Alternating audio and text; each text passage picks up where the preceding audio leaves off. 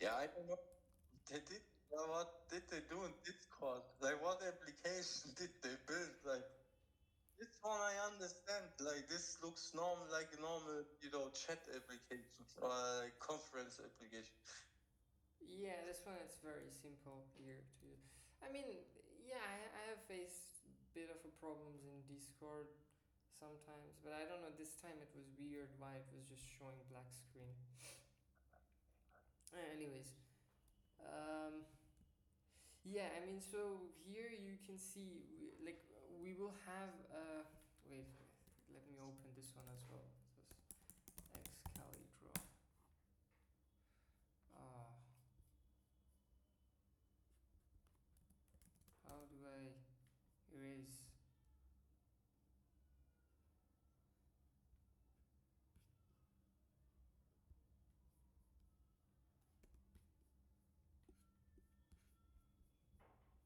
Okay. Um, yeah, I mean, so we have this is the network interface card that I have, right? And all the packets are arriving here. So from multiple sources, we have got the packets. Yeah. And we just have like one thread. So like there should be one thread which is reading the packet. Yeah, you need to read the packet and look at this what I was just showing. You need to look at the header and this meta information. Source IP, destination IP, stuff like this. Yeah, so I look, but then suppose like okay, we have two TCP connections, and so this is one thread managing one TCP connection, and this is the other one. And then okay, we read this packet, and then like we need to then keep a map sort of thing here that for this, like this source IP and this destination IP, this is the thread. This is the thread 1. For this source IP and destination IP, this is the thread 2. Like let's say this is thread 1, thread 2. Yeah. So exactly. Yeah, this packet suppose is for thread 1. We read it. We need to parse at the IP layer, parse at the IP layer, and get the source IP and the destination IP, and search through this map, and then send that packet to. But this is only if you implement yourself, right? Yeah, I see in your code you already because this is all usually stuff that you don't have to deal with, even if you build your own protocol on top of TCP, right? So like I was just showing the standard library, it just gives me a TCP connection. It already knows. This is the end, like a pipe, one end of the connection and the other. So I don't have to look anymore what IP address it's coming from. I just make one thread per connection that I'm getting, right? So like show me back your code. But technically, if you implement yourself, you're right. You need to pass the bytes and you need to do TCP protocol. It's all written in some RFC. Or the first bytes mean this, the second bytes the sequence or whatever. And then you need to follow that protocol to know what the source and destination and so on. And I'm not sure how much of this is also just done kind of by your network stack itself, by Linux, by the operating system, right? Like Linux knows what TCP is. Yeah, right. And you don't have to build TCP yourself, it already knows. So, and this is why when you remember, sometimes I would say, you can go deeper and deeper. You can go down to the wire to the electrical signals and so on. So at this point somewhere, there is the this is the point where yeah, there is a TCP driver that is built into Linux. No, but no. Yeah, and I then was there's just the physical device also, right? And then at some point, this is where actually electrical signals are actually going out over the wire. So this is kind of a magical area. I don't know, too deep. So it depends on what your question is. But generally speaking, even if you use a custom protocol on top of TCP, your Rust standard library or whatever, it should already give you like a TCP connection. So show me your code again. Yeah, so we have this like VNIC. See, you use protocol, but where's protocol coming from? It's custom file here, this right? is the protocol. And then you use where so this is all this is happening in a separate thread where I'm doing this is the one where I'm doing the. So you want to build TCP yourself? That's what you're saying. Yeah, that's what I'm doing. So you can see I'm doing the three-way handshake, and this is all going on in a separate thread when someone tries to initiate a connection, basically. Yeah, but this is the architectural problem that I'm trying to solve, because you see, if we do it. But at the end, you're right. There is a table. Also, if you do these tutorials from, you probably looked at this little bit. What was this eBPF stuff? Remember? Yeah. That's what I was going to say. Maybe we can maintain this like map in kernel itself. It is already. That's what what this eBPF is kind of mainly about. It's what is called packet filter. Berkeley packet filter. What do they mean by packet filter?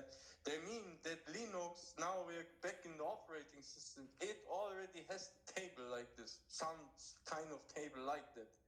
And the packet filter hooks into the moment, when packets go and look in the table, do I have to go left or right? Where should I go? Now the packet filter can come in and can monitor how many bytes did go left and right. Observability, or I block the bytes cannot go left, security, stuff like this.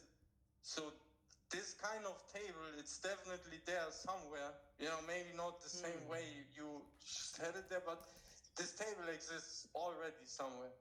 And it's not wrong, I guess, to go for this kind of architecture. I'm not sure how much you can use the existing table, but generally speaking, yes, you need a table.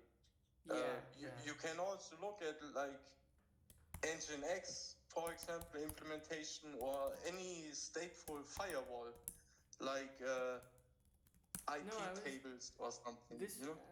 Because they all need to remember, where something is coming from, where it's going to, and so on. So they're all stateful, and they all have some sort of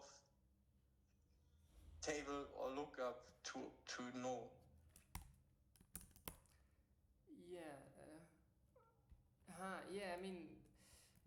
I was following this guy, John Jengset. He is. But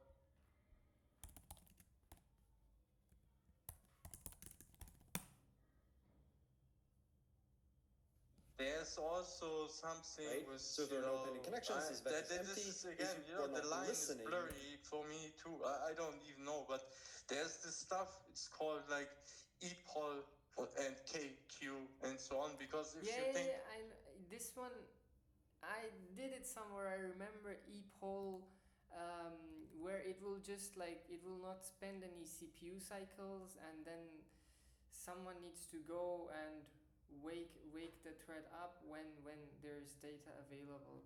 Yes, I did something like that somewhere, but I cannot remember it right now. And I think, for example, if you look and go in the standard library, the TCP listener there, I think is actually based on something like, at the end of the day, KQ or epoll or something like this is there inside. Look, so, this is the thing, how much do you want to actually use your operating system. Because epoll and so on, this also, I think, it's Linux specific. You couldn't run this like this is Linux specific. Embedded, for example. Epoll. Yeah, this, I'm also moving there. I'm always trying to go deeper and deeper, but it's just, it never ends, it never stops. So for me, this also, I don't actually really know how it works, but currently, funny enough, I'm trying to deploy this embedded Rust application on QEMU, like the emulation, and it actually, it's this module where I'm building my TCP server for. So my custom TCP server, just protocol on top of TCP, is communicating to these IoT devices, right? You know the story. Oh, and this firmware, you're making your own. If it wants to talk, You're making your own protocol on top of TCP. I guess there's something like weak HTTP or something like that. Yeah, but no, what I'm saying is this firmware, it needs to communicate over the network to the server, right? So this firmware, it also initializes actually the network interface, the physical device. It talks to the modem. It tries to initialize the entire network stack for ESP32, not for Linux, but at the end of the day, you still have a network card and, an IP address, and Ethernet is, it's the same. So it's funny because currently I'm struggling running it in QEMU because QEMU, is maybe different, has a different Ethernet card or whatever, so you need to change maybe the code a little bit, use different voltage in some place, or read, So, yeah, I'm actually right now, last week, playing a lot with this. Okay, so you are emulating ESP32 with QEMU, and then you're trying to deploy your TCP server there. Yeah, client kind of, right? It's a client. Like it's this IoT device. You think of, you have a heater or something, and it wants to connect to the server to send, metrics or measurements or something back home. Yeah. So obviously now it needs to be connected to the internet somehow, right? So in this embedded device, you also need a network card, or it needs to be connected to some network card. Maybe there's even a Wi-Fi card inside that it can do all of these things, right? So, and then of course you need to write your firmware, your embedded software, that it actually uses the network card and is able to as a client, right? Make a request to the server. Okay.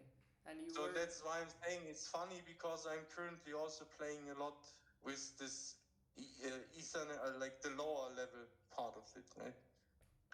Okay. So you just try to simulate that environment using QEMU and ESP32 emulation there. Yeah, and then initialize, like run the software, or like in a way that it's using the right parameters. Because, right, if you imagine I have a computer, but I can put a network card from one manufacturer inside, or maybe from another one. Maybe they are different, different versions, different protocols, different voltage. Maybe the wires are on different pins. So I need, this is what a driver, I guess, normally would be doing, right? Yeah, right. The driver knows how to use the network card, but I guess on ESP32, because it's embedded system, right? It's not like Linux, you have driver for everything, so it's more low level that you need to put all these correct invocations and parameters yourself. And for this, you obviously need to understand what the heck you're doing there, right? So you need to understand how does it actually work, so you can put the right variable in some place. And this is where it's difficult. I didn't manage to run it completely yet. But I managed to initialize Ethernet, but somewhere on the Wi-Fi it just panicked. There should be a manual from the network card provider, right? Yeah, but it's QEMU, right? So that's the thing. Now, yes, as like I say, you have actually different network cards and so on, but now we are in QEMU. Well, what network card is this and how does it actually work and so on, right? So, yeah. And it's difficult, so I don't actually understand this properly, but I'm learning at the moment. Okay. But still, to your question, I think a table is kind of what you need. Even with this epoll stuff and so on, is also just a table, because I think the epoll API works like you give multiple file descriptors, and then descriptors, it will call you back when one of them gets a message or something like this. Yeah, right, yeah. And then you know which file descriptor it was, and then you know what thread it was, something like, because each file descriptor, I think, is actually then one connection. This is what I mean with the ephemeral ports, I guess, because every time someone connects to you in your device, they get like a temporary port. You have seen these ports probably, or like in some log file, if you do HTTP server and you do like logging, you log all the data. You have probably seen some weird port numbers, like really high, like 60,000 or something, or 40,000.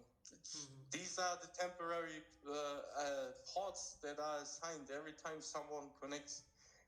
And I think each of those ports is actually then at the end of the day something like a file or file descriptor. Yeah. And that one you can then use in epoll. And I think this is the way the Go standard library is actually doing it, kind of, roughly speaking. Okay, can you show me that like your flame graph and let me try to remember this. It's been a while, but how do I share my screen here?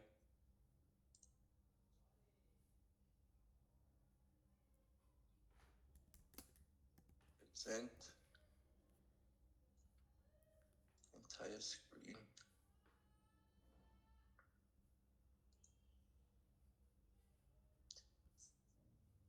Okay. I don't know. MKD app. So we make app. Go mod init app.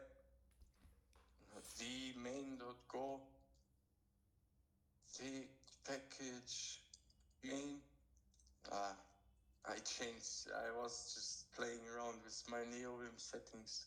Everything's pretty bare bones at the moment here, but you're still using probably Kickstart. Should be fine. What are you saying? You're still using Kickstart? Oh no! I never use. I actually wait. Let me do this quick. Just bare bones, I guess. Config diff. Wait, let me pull my actual configuration, because I was playing around with that yesterday. Okay.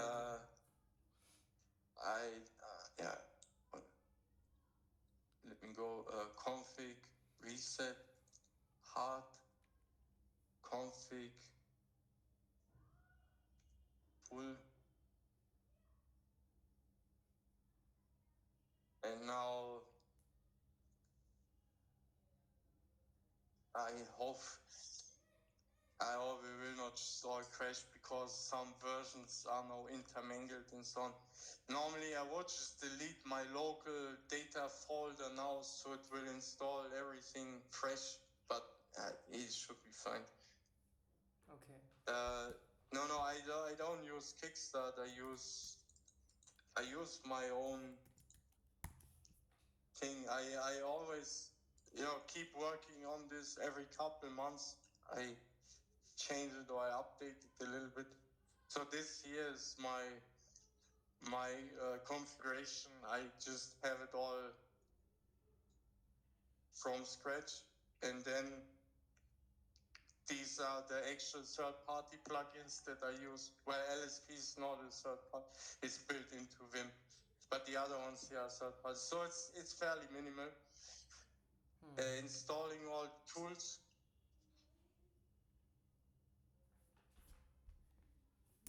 Yeah, TFSec, who cares? cd app vmain.go.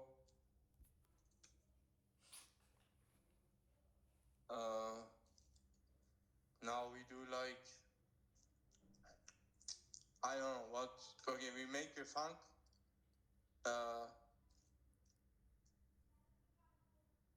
Wait, can you click don't allow on that so it just disappears? Yes, don't allow.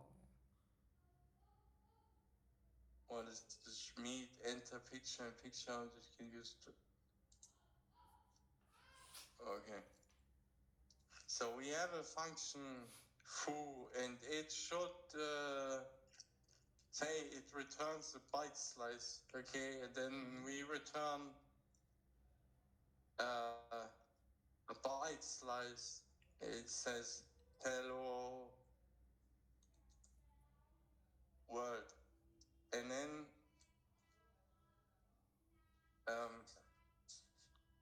right, so we have some function, it does some computation. So first of all, we want to know, do we even need to say fix it or improve the performance, right? Because you ask about flame graphs and all of this. So why would you use this? You would use this because you have a performance issue. So, as long as you don't have a problem, you probably don't need to bother too much. Although, as soon as you understand this little bit, you also write automatically a little bit more mindful code, so it will be automatically more performant. But at the end of the day, you have a performance problem, right? And you wonder what could be the performance problem. So then you start to benchmark. You see, first of all, or to profile and to benchmark. So you say, maybe I think this full function here is the problem, or I just don't have a benchmark for it yet. That's why I want to go and I want to actually, first of all,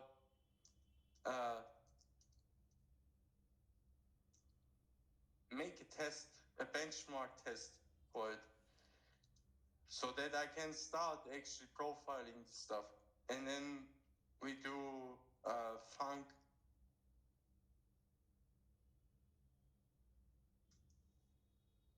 It's not for my completion. It should. Maybe I don't have the snippets installed. Oh, you have the snippets. Benchmark. Okay. Yeah, I think I need to compile the JS. And if I do now check health, it will say. Yeah, it will say Lua this. snip. Lua snip JS there, so I need to. If I want to fix it, let me go.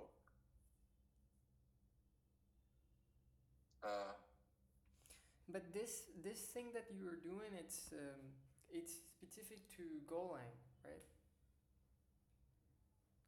I was seeing some stuff. The way I'm doing it is specific to GoLang, but it's not like other languages don't have ways to do the same thing, right? It's just in Go, it's built in. Like in the Go, the Go toolchain can do it, so it's easy. In other languages, you probably need some, external library or test harness, test runner, whatever, but it's always possible. So func, it still doesn't do it. Anyway, benchmark foo. And now I actually don't know how to write this. So let's check go write benchmark. The signature of it, I think it's just taking testing.b, yeah, testing.b, and then it has the number here. Wait, but so then you can call your function in the number that many times, yeah. Yeah. So what are you saying?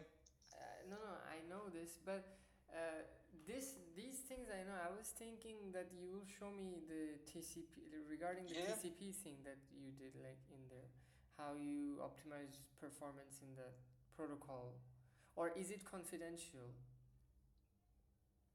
I cannot show you. No, it's on my.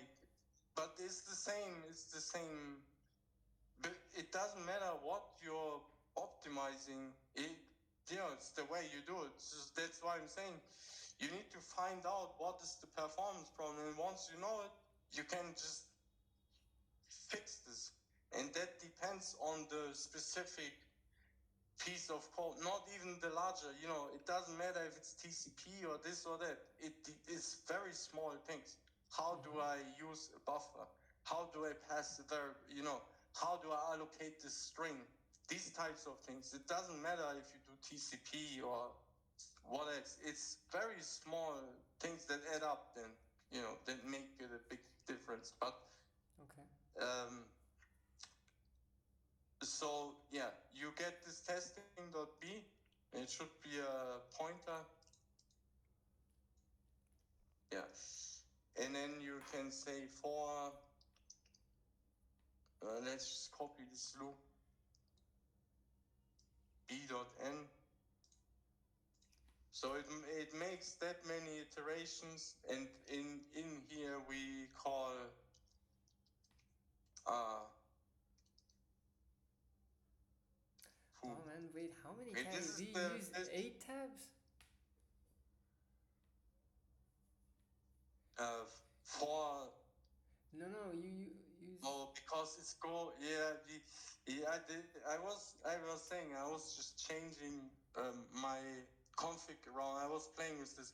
I was experimenting with making actually everything 4 spaces as tab, but then I make the tabs 8 spaces, so I will see it when I accidentally have a tab, but not 4 spaces. But now it happens to be that some languages, Go actually is one of them. The formatter, if I save this file, it will actually make this tabs. I cannot actually. It's Go format doing this. So yeah, right now it's 8 spaces. But okay, it is what it is. Okay, you did like 4 tabs, and then each tab is 2 spaces. Now bay can be modernized using bay.loop.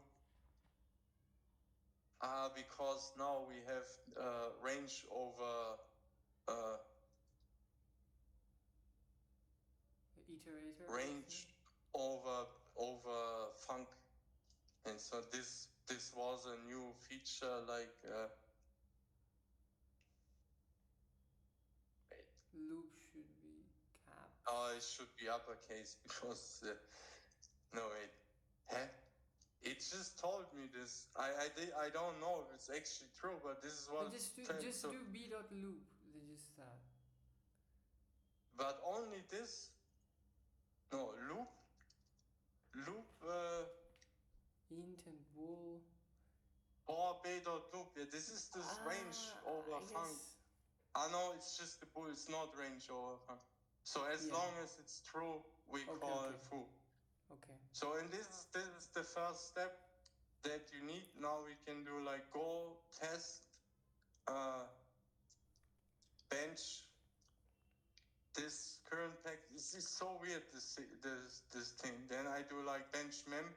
I also want to benchmark the memory. Then now we don't actually have a test, but now if you don't put this here,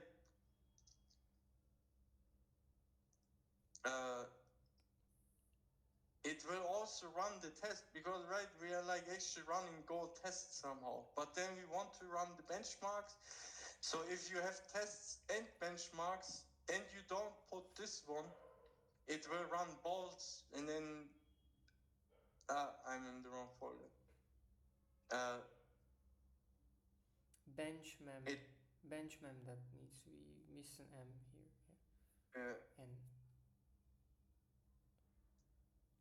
Okay. So right, this is the first thing. So and now we can actually see like that there's one allocation, and allocations in my mind, they're always bad. I want 0 allocations. That's just what it is. And then this maybe not. I studied a bit about this 0 allocation thing a few days back. It's just like you don't, like, you write you have your data in the page cache, and then from the page cache, like, you don't bring the data to the user side, like you keep it in the kernel itself. That's 0 allocation. That's what I read. Okay, yeah, maybe the term then means, but I mean these allocations. I don't want something to go basically on the heap and be garbage collected later, because this is what this number is saying. Something went on the heap. It was not on the stack. It needed to be allocated on the heap, and then because goes garbage collected obviously later, the garbage collector needed to work and remove it from the heap. Okay, you know what I mean? These are the number of allocations. Free the memory again. Okay. These are the number of allocations being done on heap. For one operation. So every time I call foo, one thing got allocated on the heap. Because and then you see also it was as 16 bytes. This probably the string was that long. And then you see how long it took. So it was 13 nanoseconds to do one operations to put 16 bytes on the heap, basically, because it was allocated. So and then I think to myself, well, if I want to improve the performance, one way of doing it is, if the garbage collector doesn't have to work, well, my program will be faster because the CPU doesn't need to spend time garbage collecting. It can spend time doing the actual work. But this is also just, very shallow assumption. This is actually where you already could start actually CPU prof or mem profile, I guess, because it's or maybe no. The way I said it, I was saying the CPU is busy garbage collecting. Therefore, I want to remove this allocation. But once more, it's better to. You missed a P here, CPU profile.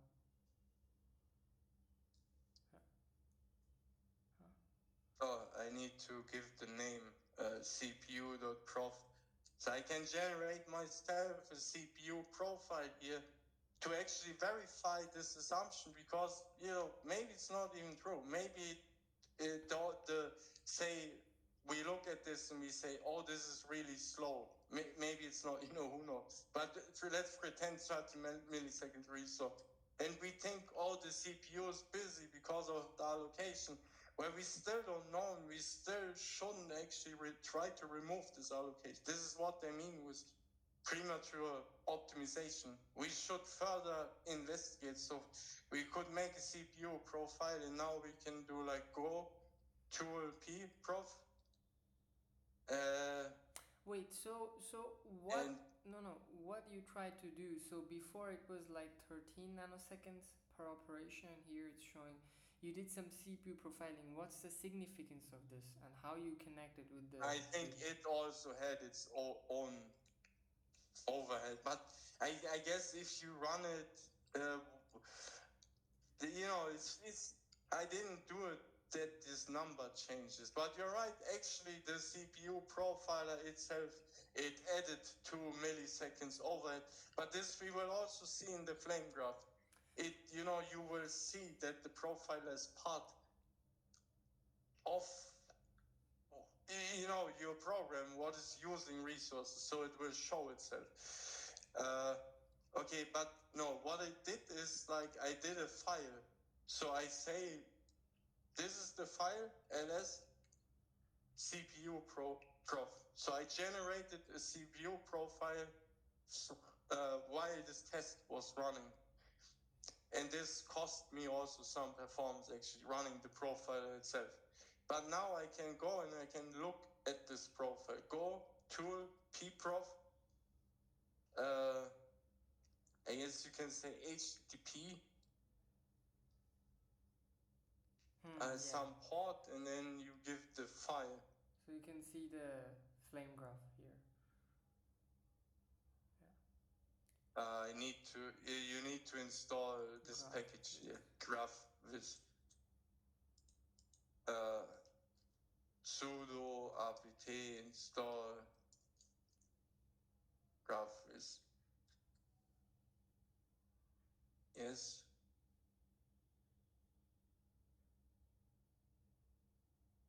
Okay. So now we try to look at this again. So now we start seeing our stuff here. So you have views here. So you have a top view. This is like how much percentage of the total time something took. So something along those lines. So, the most time spent was actually here on malloc. So we're actually not wrong thinking. Well, we were wrong thinking that the garbage collector is busy, but still the allocation seems to be maybe the issue. Well, malloc is definitely something with memory. Let's put it like this. So we're not wrong thinking maybe we should remove the allocation and everything will be faster. So and then here's the function itself. And yeah, you have to research a little bit how to interpret this properly, but something along those lines.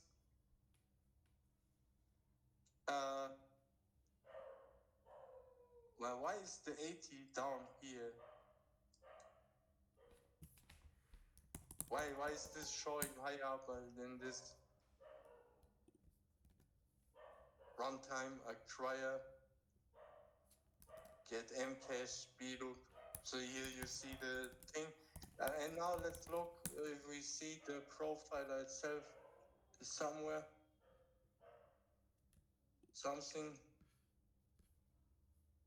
Mark work.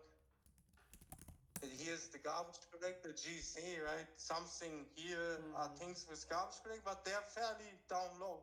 So saying the allocation makes the garbage collector works a lot is probably not true, just by, looking at the stuff without even really understanding, to be honest. But there are other things. So this was the top view. You can actually also do this on the command line here. I could have done, I think instead of HTTP top or something. Then you have the graph. And this is like a whole graph, if you think of it. So we started running our test runner. And okay, here test. So this is basically runtime, the Go test framework. It's not our code, but it's still part of the program. Then we go into the benchmark foo function. It also tells us that the loop was actually inline, but doesn't really matter. And then it goes to app.foo, runtime new object, malloc tiny gc, runtime acquire m. And also you see, how big this box is. So the bigger the box is, the more time worse you could say, right? So this also, it seems, to be the same, that because we do a memory allocation, right, malloc, our memory that run kind of spending for this. Okay, these boxes. System call to do it, and system calls are always expensive. Yeah, these boxes these boxes represent like how much time it took for each of these operations to be done. These are like all the operations that happened, right? When we run like go test or something like that. Yeah, like a call graph, right? Okay. Yeah. Okay. And this is for CPU now. We can also do mem profile. Then you see how much memory each, right? This is now how much time of your CPU cycle it took.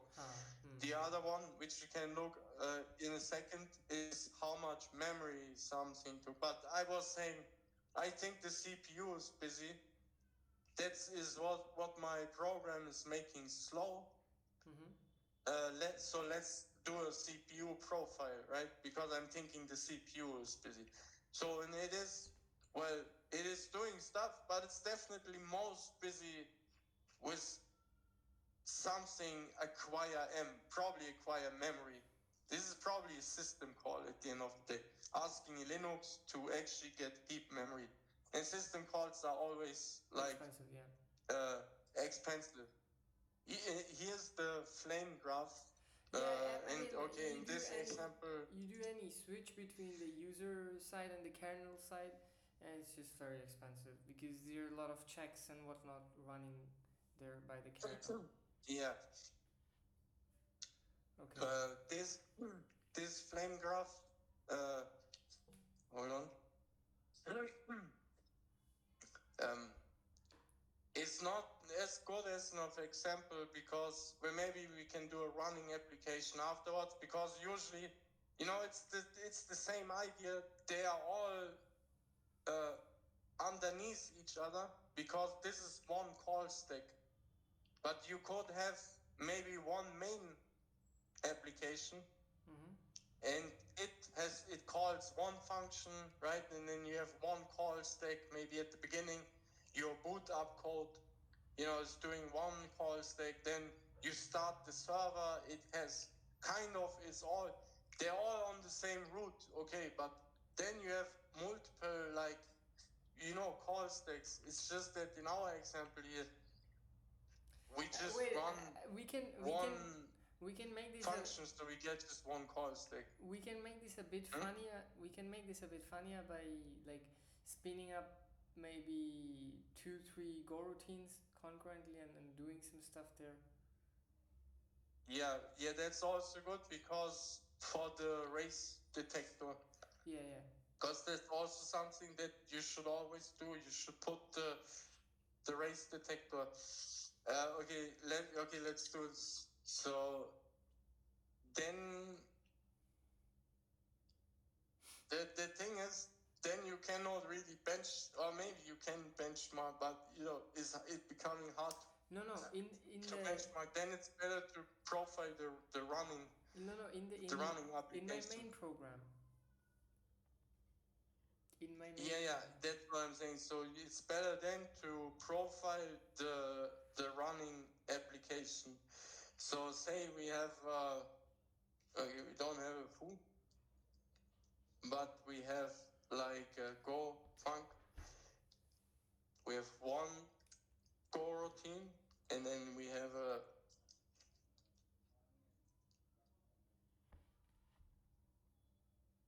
another Go routine, and then we have n is 1, so we have some variable.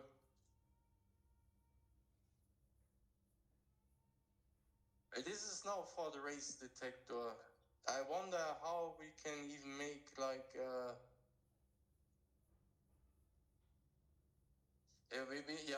let's make this a string actually. Yeah, so we will have like heap allocated stuff. Not necessarily. This is static string. But if you do it wrong, kind of. And then we have a function here. Func get string, and it returns the string. Actually, yeah, I want to make it bytes again because so get bytes and it returns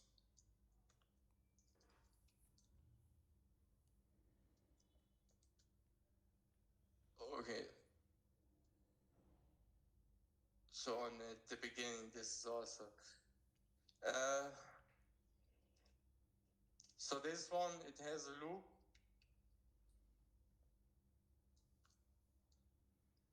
And it will just print the data there, and then I'm not sleep. 1 second. And actually, the other one, I will just do the same.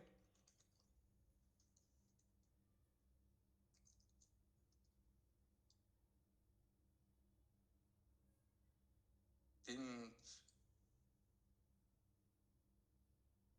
Is it broken? It didn't. I feel like it didn't format properly, but okay, maybe this is because of these 8 spaces there.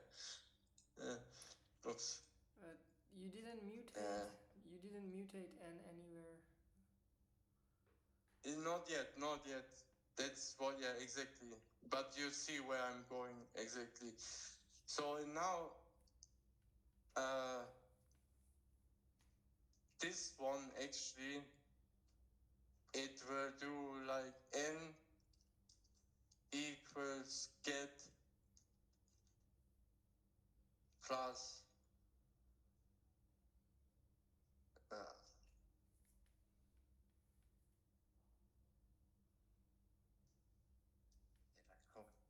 we do like a counter here plus I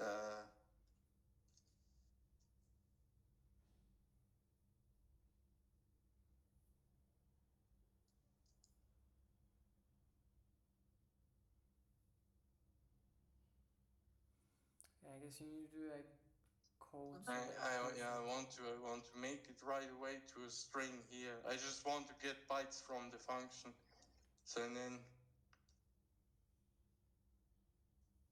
format.s print f %d I.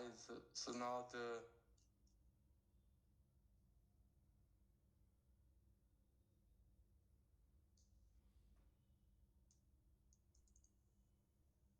it should be a string. So now like this finally. So it changes and will like it just calls the data function, and then so we see the data actually changing. It also puts like some counter on it, and then we need to increment the counter. So and if we run this, right, we need to actually not exit. We don't actually need this go routine here. Because main is one go routine and this is the second one, then we don't need to block or try to block the. So go run. Oh, so every time you do get and then here I guess the garbage collector needs to work so much, because every iteration you're doing a get, which is heap allocated, like returns heap allocated bytes here, this line. But then you discard it in the next iteration, and then it needs to be collected by the garbage collector and needs to be cleaned up.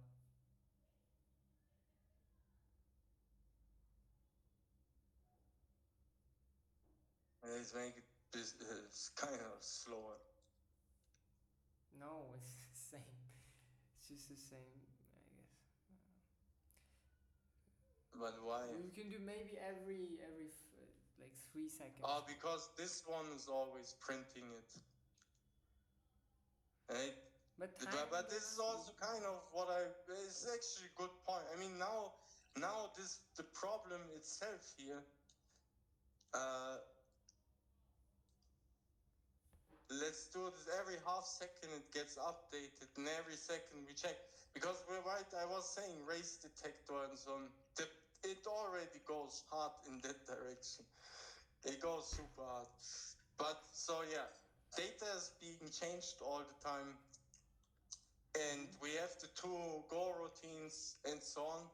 So now we have to actually try to profile this, and there you have to now run the code because you cannot do it from outside because, right, you need to compile your application. So Go pprof, if we go on that documentation, it will tell us like we need to import, or something here, like 1-2 lines of code, and then your application, it will actually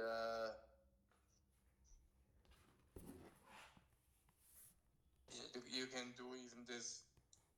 If you import this one, but then you need to start the listener. This one is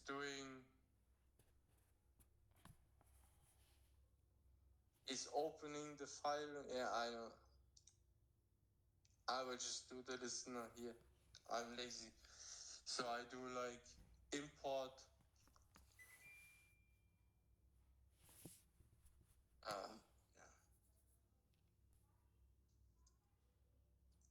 This, and then I guess we put this back in the Go routine.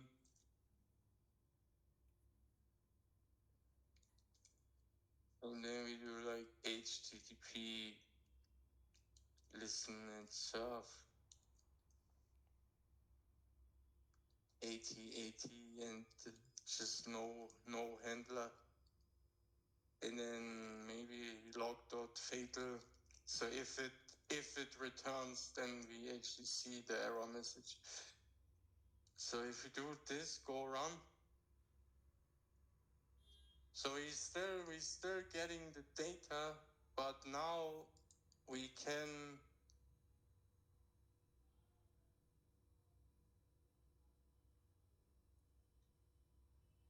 go here, I guess, on this URL, on our port, so localhost 8080 slash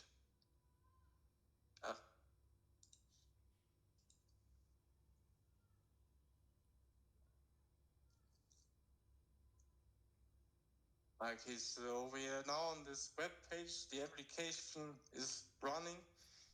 It's doing its stuff there.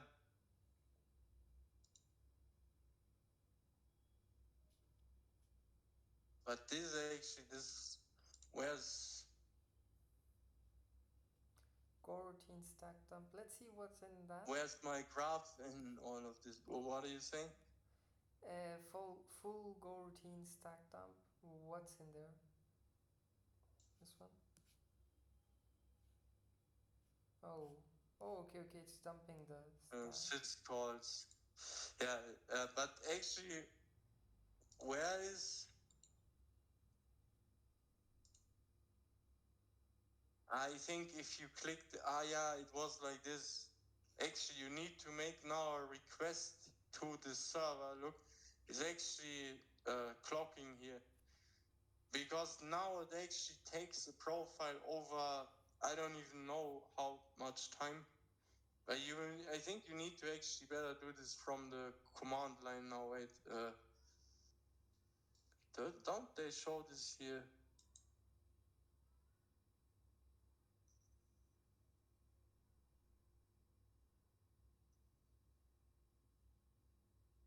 If host port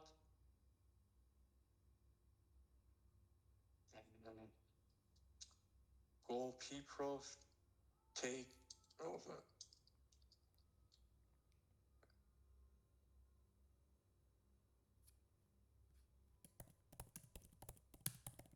That's Explorer.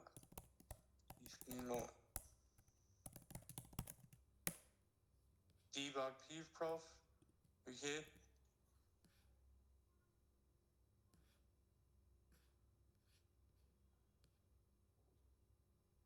Okay, they do just like this. They just give the URL here. Let's do this. Go tool pprof HTTP localhost 8080.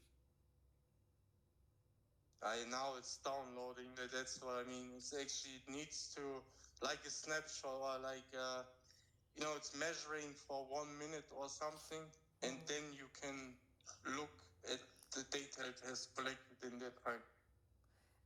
You can like pass the amount of time as a query parameter, maybe like do question mark and seconds equals 30. Let's see here. No, go to. How much does it do by default? Yeah, I just wanted to check here. It's okay, it's done. Okay, it does 30 by default. Okay. And now it has saved it here. Okay, now we're actually in the console, because that's also what it has, right? So it has actually a console there. So now you can actually do like a top QEMU. And so these things that we've seen before, right? That's what I mean. So that's also one thing that you can do. You can go like in the pprof shell, right? If you just run go tool pprof. So yeah, okay. What does this top show? This like runtime check, find runnable, and call. What is this output talking about? The top thing. But let me check. It is how much. It's showing the most expensive. Like, I think you can also say how many of that you can give top 10, top 1. Yeah. So right, because technically there could be a lot of function calls and stuff and so on that's happening in your program. So you want to see the most, it's like htop or something on your, right? Htop. Yeah. To a top, it's like this. Yeah. Okay, it's showing what takes the most CPU of your process. Okay.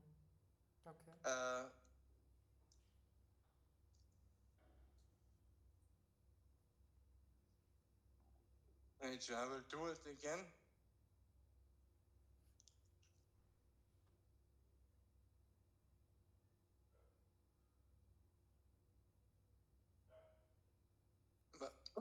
But this is wrong, actually.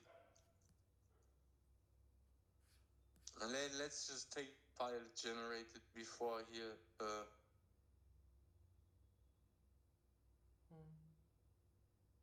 It's not. Didn't it just say I generated? Oh, it's here written in red. So,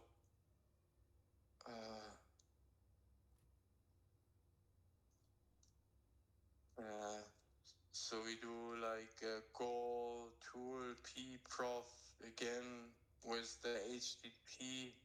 This time we are the server 8081, because the other one is used from the application. And then this is the profile it generated. That's gzip though. Okay.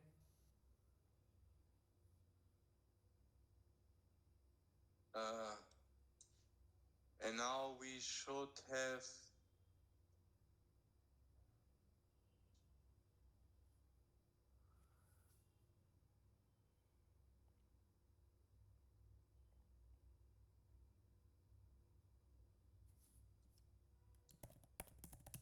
this. Wait. Because we are here on CPU. I want to, but we only have the CPU sample again. Didn't.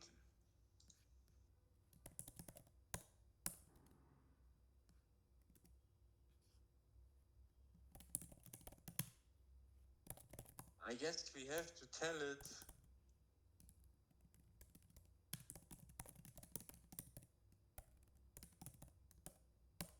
Mem profiler. How do we tell it now to take the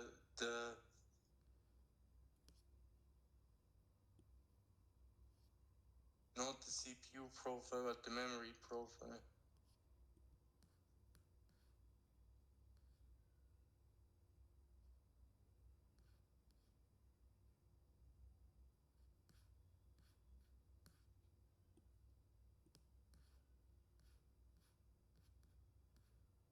You can give here the sample index, what you want to sample, alloc space, alloc object. But this seems like I can't remember that I did this. Okay.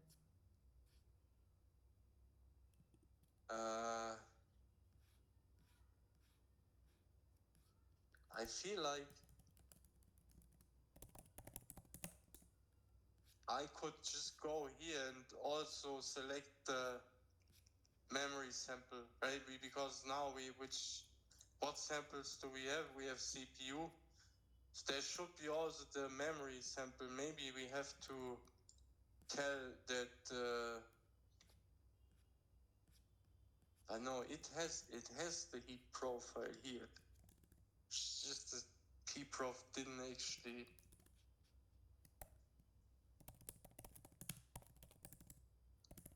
Use it once more.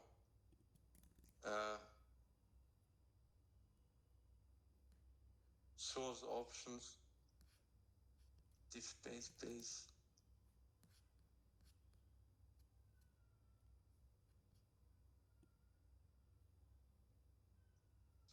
Just grab for memory.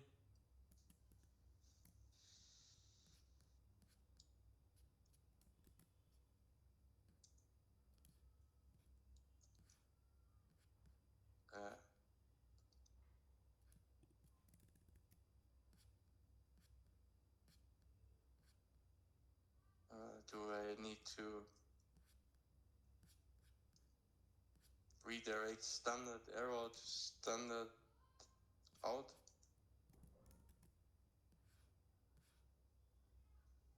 Yeah, so, but there's nothing with, okay, just saying alloc.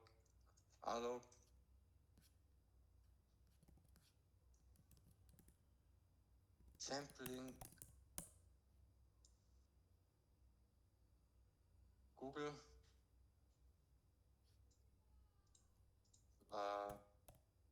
Go pprof take prime file. Take memory profile from.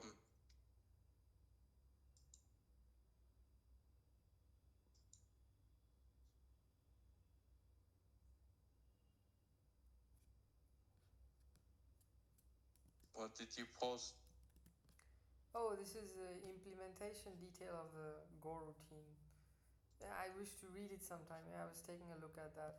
I saw like runtime.mcall or something like that in your graph, in the pprof graph, and I was curious, what is that?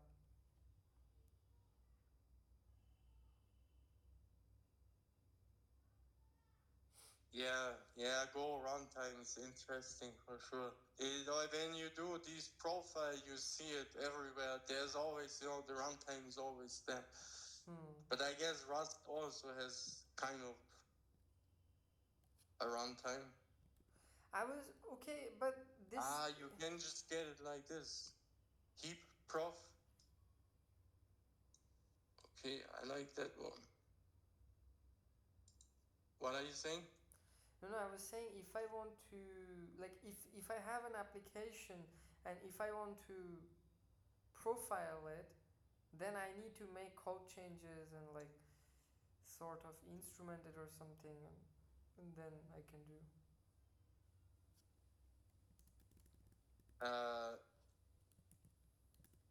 Yeah, kind of. It depends on what you can also measure from outside. I found it depends, yeah.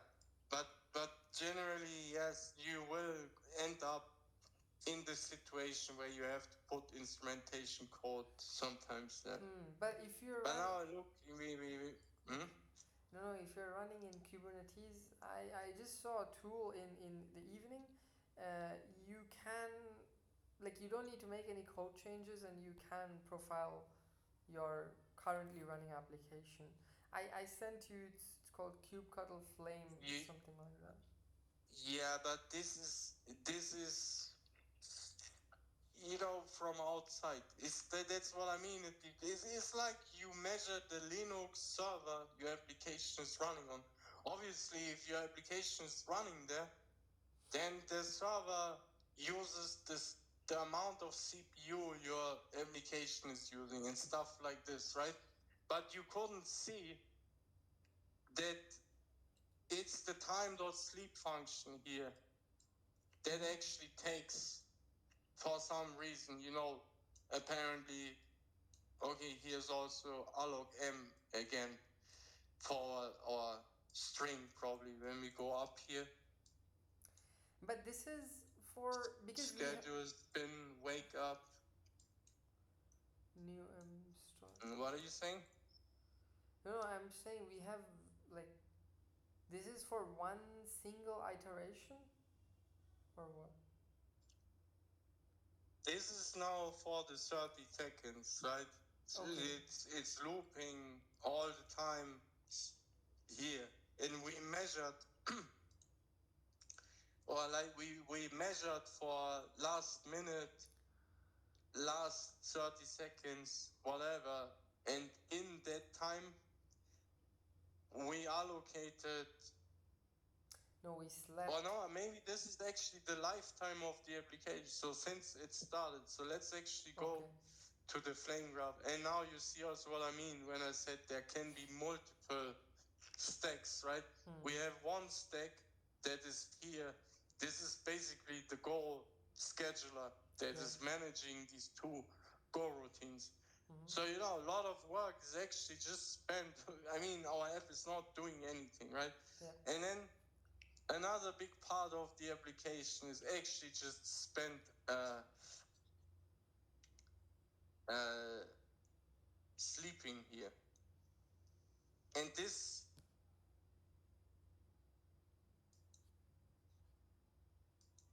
sleeping, I mean, it's just blocks, right? So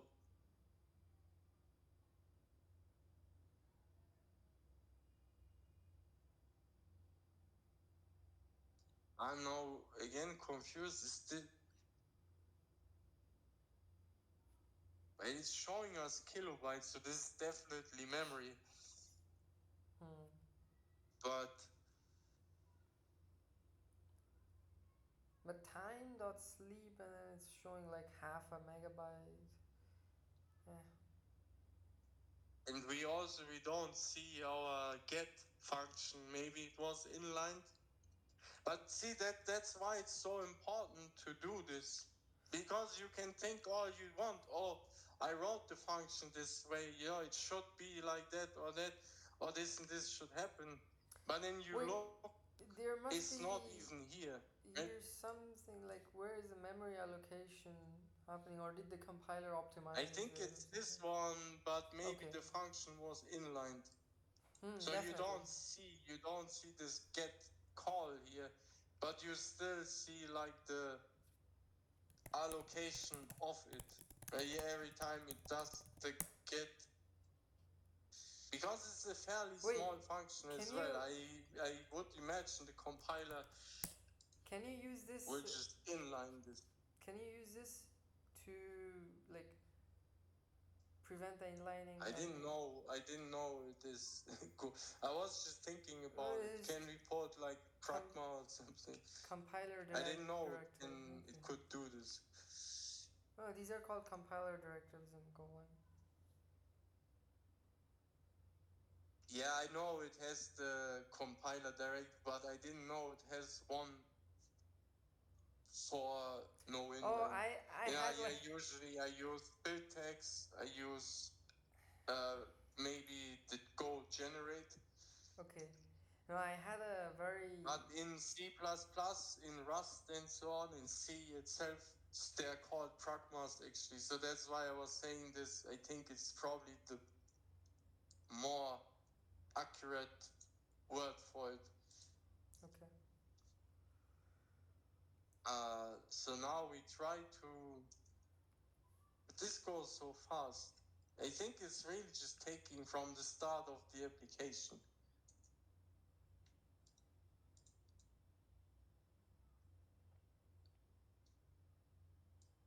So we go back here in the UI. Oh.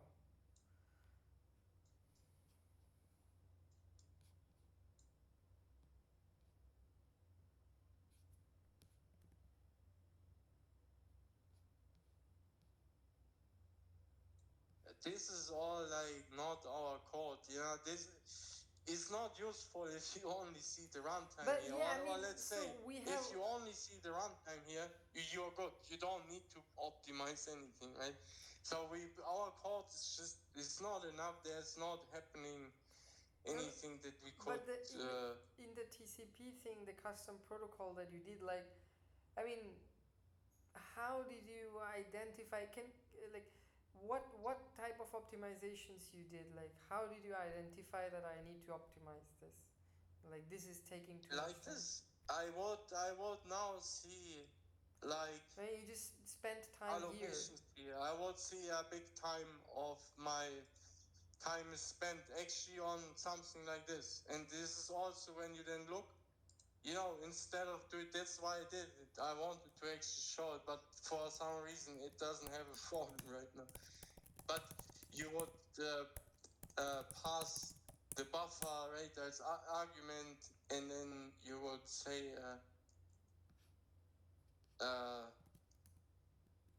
okay, it's a little bit difficult now. So you would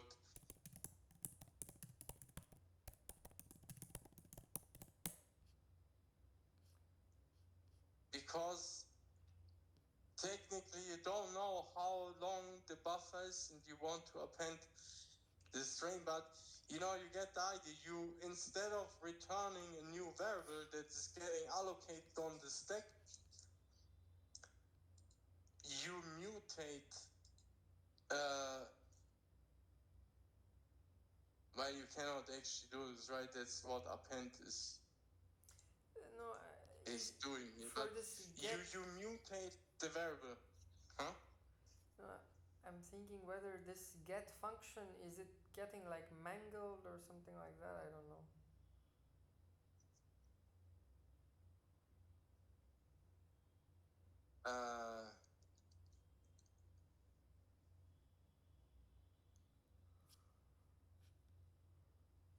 No, mangling is just naming, right? So instead of just naming it get, it will be named. Or that's what you're saying, that we don't see it like this in the graph. No, it's not. It's not none of those. These are literally, it's saying runtime. This is all the runtime working. But okay, we took the profile also very quick. You need to wait a little, let your application actually work. So that's probably why now in this graph, the runtime is even more there than before. But no, these names they are not mingled.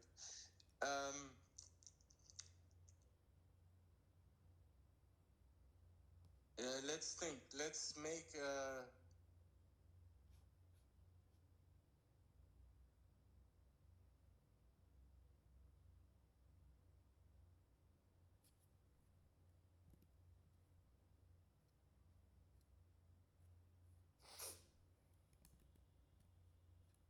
I think it can inline and optimize. There's one allocation still. I mean, even before there was one allocation, right? This is, by the way, this is one reason why benchmarks are also used, because it can be hard to try to profile your entire application at once, and then there's the runtime and this and that. So this is where you then come and you can just profile one single small thing in isolation, which may be sometimes more useful. But anyways, what I wanted to show is actually rather than spending time here, what we can do is, you remember there was this challenge, 1 billion row challenge, and actually or we do like this. We take, for example, which I never did. We can just see what we spot here. We take this application, we run the profile on it, and then we see if there's maybe an issue. Although then we also have to run it properly. We can do the 1 billion row challenge, and lots of people did it, and they then like ran the like checked the flame graphs and did the profiling and tried to optimize it.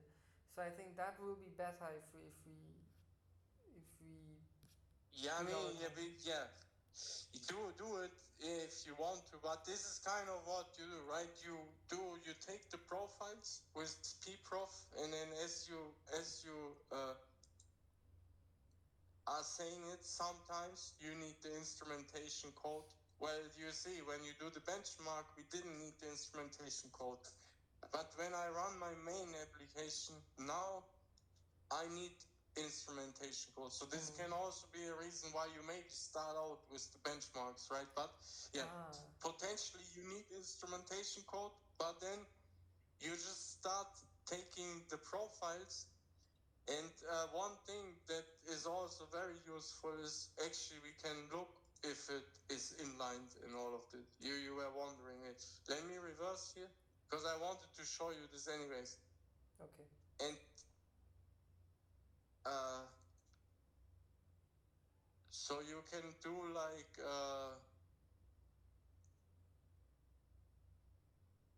go build GC flags, yes,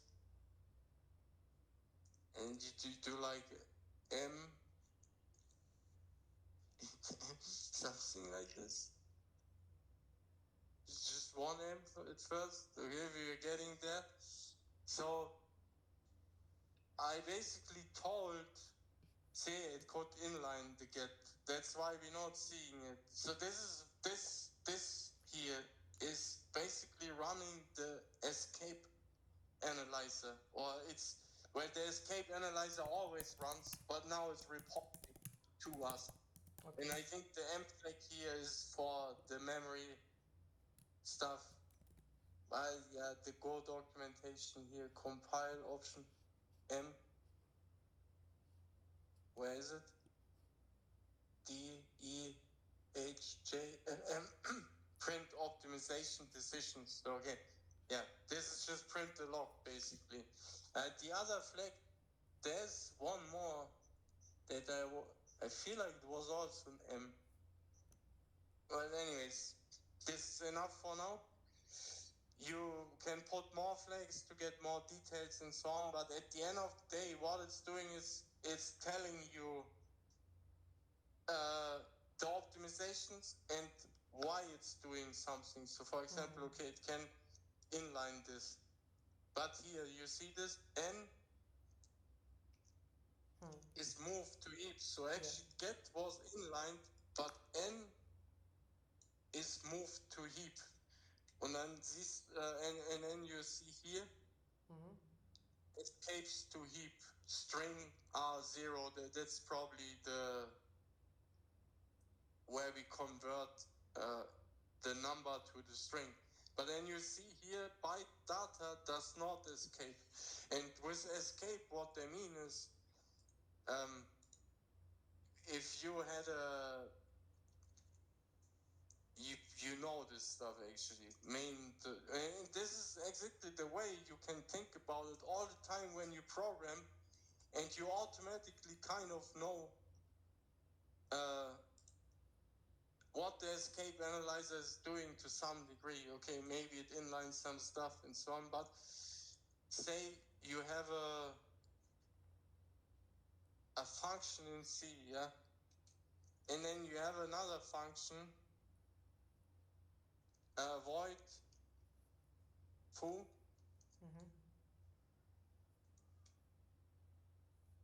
And actually this one, it should return an int.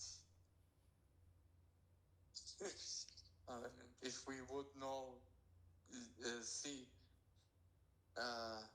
What I want to say is,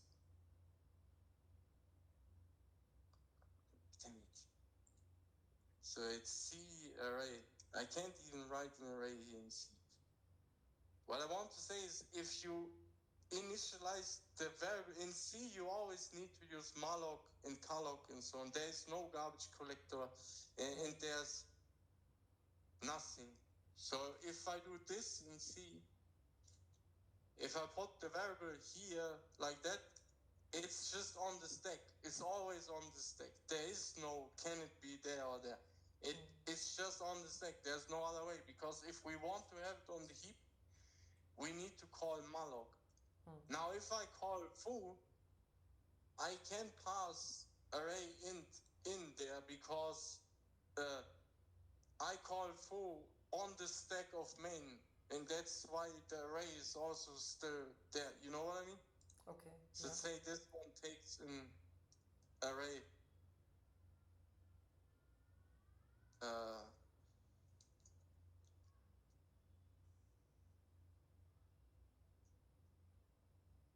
don't know how to write this, but anyway, say this one, it takes the array as argument. I allocate it on the stack. I call foo. Foo does something with it. Foo returns, main returns. Everyone is happy. I never needed to allocate it on the heap. But if foo, should return the array, because it's the same way, the array is only on the stack here on foo. So if I try, to do it this way around and say in main, the array is actually foo. Well, foo has returned. Yeah, this foo stack call doesn't stack exist has gone. anymore. Now it's garbage. So now I need to do a malloc inside, right? Yeah. I just do pseudocode, but you know what I mean. Yeah. Now I do need to do a malloc, so I need to put it on the heap, so that it will be still there even when foo stack is not there anymore, right? And exactly this thing is happening here. When it's saying escaping to heap, that's the moment when it sees, the stack will be gone, someone is still using it, and I cannot keep it on the stack, so it escapes to the heap. I need to put it on the heap. That's actually exactly what this is saying here. So it found the situation where something would break if it just be on the stack. But there's other moments, like this one, where it identifies, the same way we did. We would say, the array is on main stack, and then foo returns, and everything is good, and so on. Well, that's the same thing. It thought to itself, like, I can see that nothing is using the variable when the stack is not there anymore, so that's why I can just put it on the stack and not on the heap. So Go doesn't have malloc and calloc, but still it will put things on the heap and on the stack. And this command here, gcflags m, is one way of finding out what the thing that's doing this is actually called, like escape analyzer.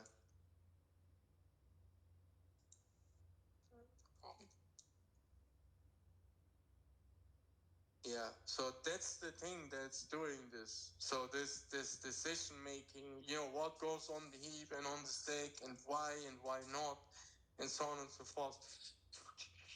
This was definitely also one of the things that I would use to optimize my program, because let's say we found in our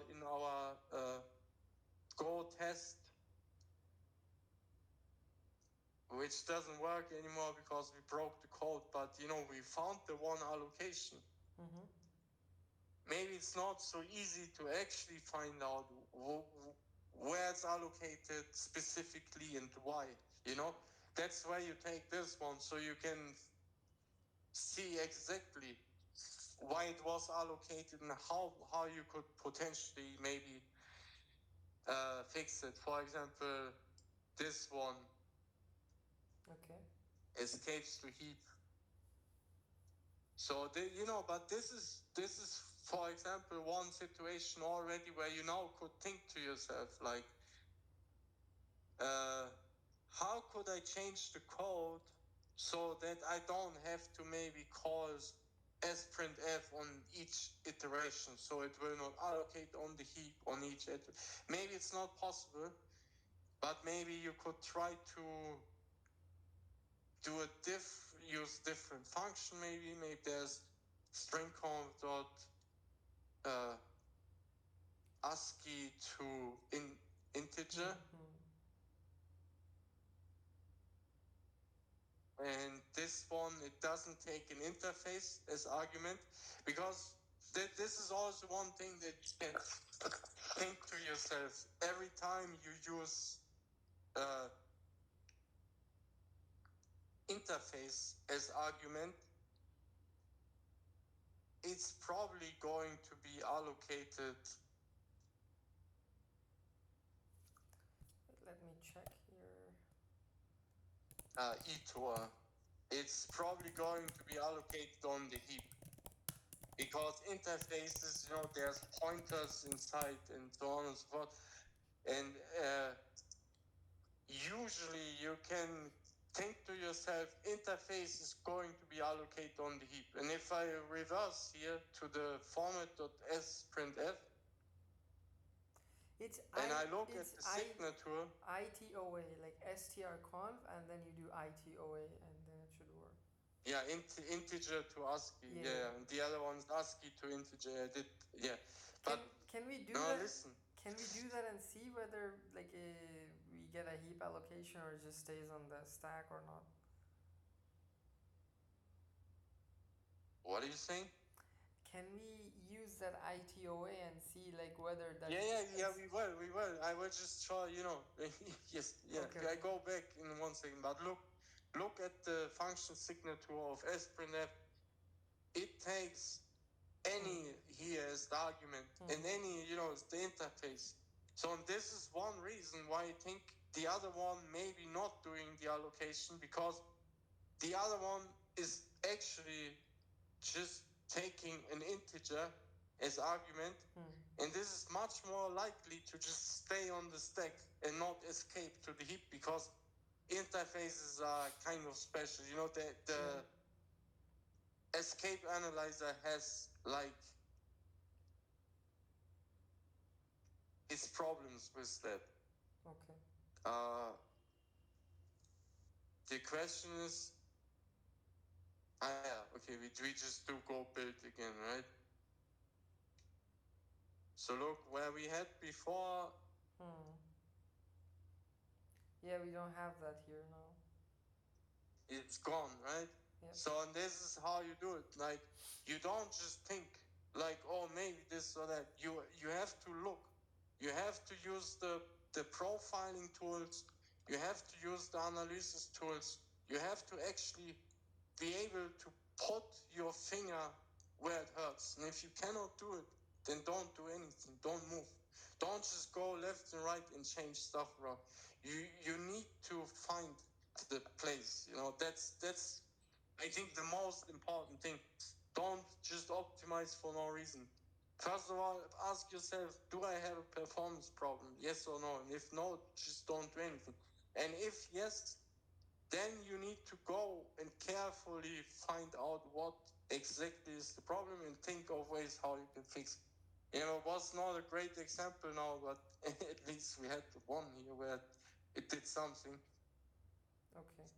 Yeah, but I got to learn some new stuff, definitely. Yeah, I didn't know about these things like escape analysis and pprof and stuff. I thought that you will show me the TCP thing, but okay, that is confidential.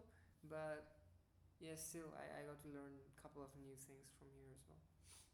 Yeah, I can try to maybe build a better example or something like this. Something that you can profile better, because we didn't have good example code right now. No, I just it came to my mind. The best thing will be to do the 1 billion row challenge that other people did, and they did a lot of profiling stuff there and flame graph analysis. So I will just follow those blogs. Yeah, that will be a very good example, I think. For Yeah, or you just start profiling your own code, right? Because it's also useful actually to do it from the beginning, maybe a little bit, or at least there. But this is what I mean. You can think this way, like we were just saying. I know I don't need to malloc this one. I can have it on stack because I know how it works. I actually had a fight with someone over. It was kind of this situation. I even have the example. I think I have it somewhere here. Yeah, I had a problem with this code, because I don't know C so well. So I had an issue with the code. So I would ask on StackoOverflow, and the person would malloc this one here. But I knew this was also in the time where I was doing the OS development, on bare metal and so on, where I didn't even have a malloc. So, yeah, I could just use the stack. But I knew this one is on main stack, and because I'm in main, it will just live for the entire duration of the program. Actually, I don't even need a malloc here. But someone was, coming and put malloc and tried to tell me I need it and so on. But I actually don't need it. My issue was somewhere, I guess, here. I think it just gets embedded in your binary. No, maybe yes. I don't know. This car 32. It's on the stack. Embedded in the binary is when you do like a const or something. Oh, okay. Then you remember these linker scripts where you have the read-only data. Yes. The data. Yeah, if you do like a const, is basically in the read-only data. If you do like this, the code itself is in data. But then when your program runs, the array, it will be on main stack, literally, right? The stack is also just a piece.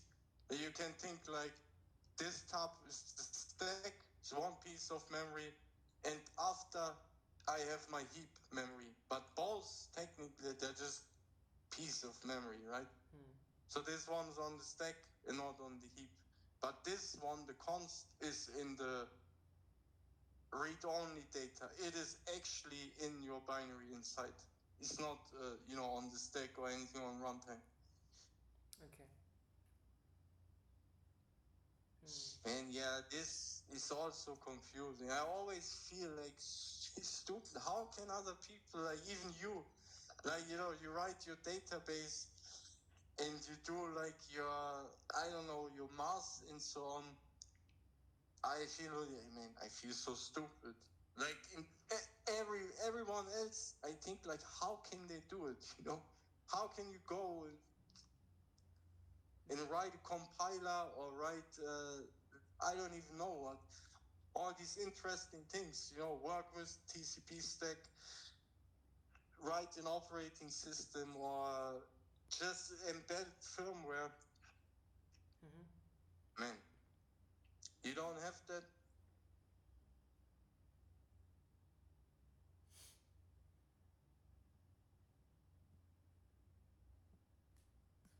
Hello? Yes. Oh, okay. No, you just stopped. But what were you Yeah, saying? I was asking, you don't have that.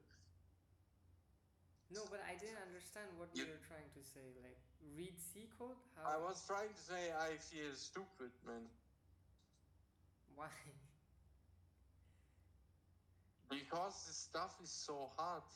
Oh, how did we come there? Oh yeah, from here, from the I was just thinking about, this embedded software and all of this. Oh yeah. No matter what I do, I always feel stupid. Yeah, it's I always same. need to suffer to learn this stuff. It's Yes. not like I just know it or Yes, anything. that's same feeling that for me as well. I think what is harder is reading this C code. Look at that. Look at that C code. I wrote this when I was like doing the kernel development. So I was doing like a lot of C in that moment. So I knew a little bit. But what I did here was like I created like a Go interface in C. Where we write C doesn't have interface. So what I'm doing is like I'm saying I have a struct writer. This is like my interface or my type, my trait in Rust is the writer, and it has a function. A function called write, and write is this signature. So it's basically a method. It takes a pointer to the implementation, the self or this. You know what I mean? Yeah. And then it takes the thing to write. So this is the write method, the signature of the write method, and then the writer struct. It has a write method and implementation. So who is implementing this? Void pointer means like any type of thing, and then you can typecast it to. I can convert then. You see this down here where I'm doing. I cast the standard out to write or. Yeah, actually. But I don't actually need to cast here. I can just put the struct.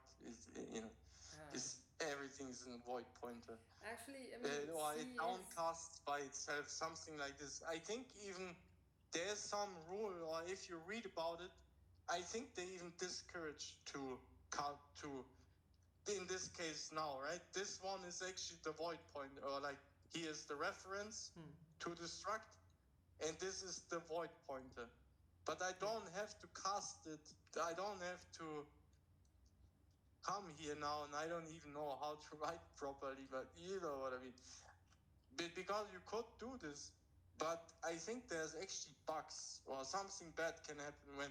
So I think the rule is a lot of times in C, when you should let the compiler actually do this conversion for you because he knows better. Right.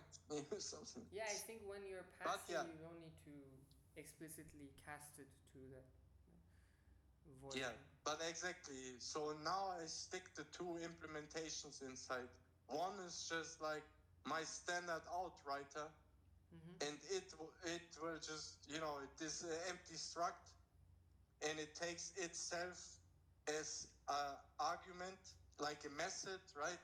Every method takes as first argument the struct itself, but in C we don't have methods, so you need to make it like this. So it takes itself as argument, and then the string it should write. No, then it writes here to standard out, and then I have a different implementation. I have a buffer, and it writes to its internal buffer here on the same signature. They both take itself as first argument, and then the character to write. And the standard out writer, it writes actually just to standard out using the C functions. And the other one, it writes in its internal buffer here and remembers, the position, blah, blah, blah. And then here in main, now I say I have a struct writer, right, this one. And this one is the standard writers, and its implementation is the struct, and its method is this function, right, this one. And then I do another one, the buff writer, its implementation is this one, and its write function is this one, and now I have the two writers. and now I can just, use my fprint here to print to both. Basically, I have a function that takes an interface as argument, so that way you can think, right?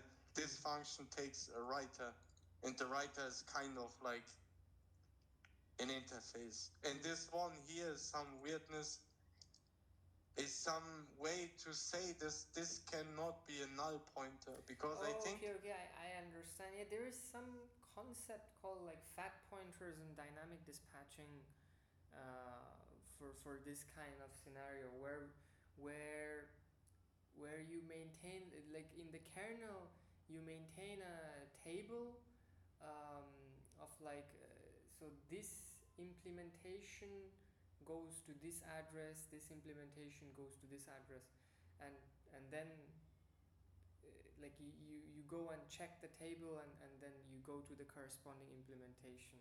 There is something... Yeah, and in that way, this one can never be null, kind of, right? Because if you would just put pointer to writer, someone could put null inside. I think now somehow, I don't know. C is weird, but this is, this is the code. It's not that hard to understand, actually. I like the way it looks. I don't.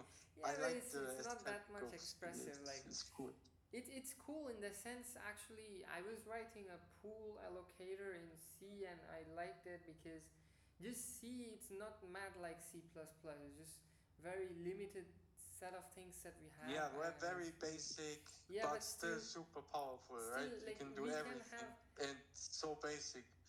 Yeah, but it's not that much expressive like Rust. It's like, still I need to read and understand. If I just skim through Rust code, I can understand what is going on because of like its expressiveness. But here, like, I need to spend some mental energy to understand this, like what you're doing. Yeah, all the Rust syntax is a little bit weird with these single quotes for these lifetimes and so on.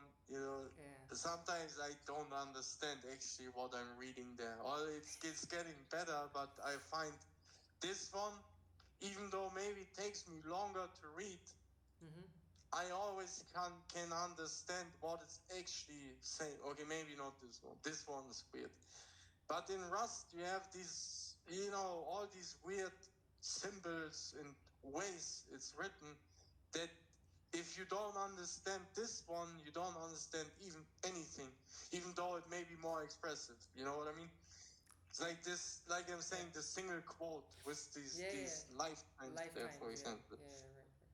No, but it's like you see the single quote, you're like, what the hell? What do they want to express here with the expressiveness? Yeah. I don't even know. At the low level, you need to use lots of lifetimes because, like, generally, if you're writing some high level stuff, people try to avoid this lifetime stuff by just doing like heap allocations. But since you are doing at the very low level, then like you need to deal with a lot of lifetimes, definitely. Because you need most of the stuff to be allocated on the stack. So basically, it's trying to fix the same problem where we were just talking about, right? Where is it going to be allocated? If I know it doesn't escape, I can put it on the stack. So I guess the lifetime is maybe telling the compiler like it's not going far. It doesn't escape. Keep it on the stack. Something like this. Wait, I will show you something. You just made me remember about something.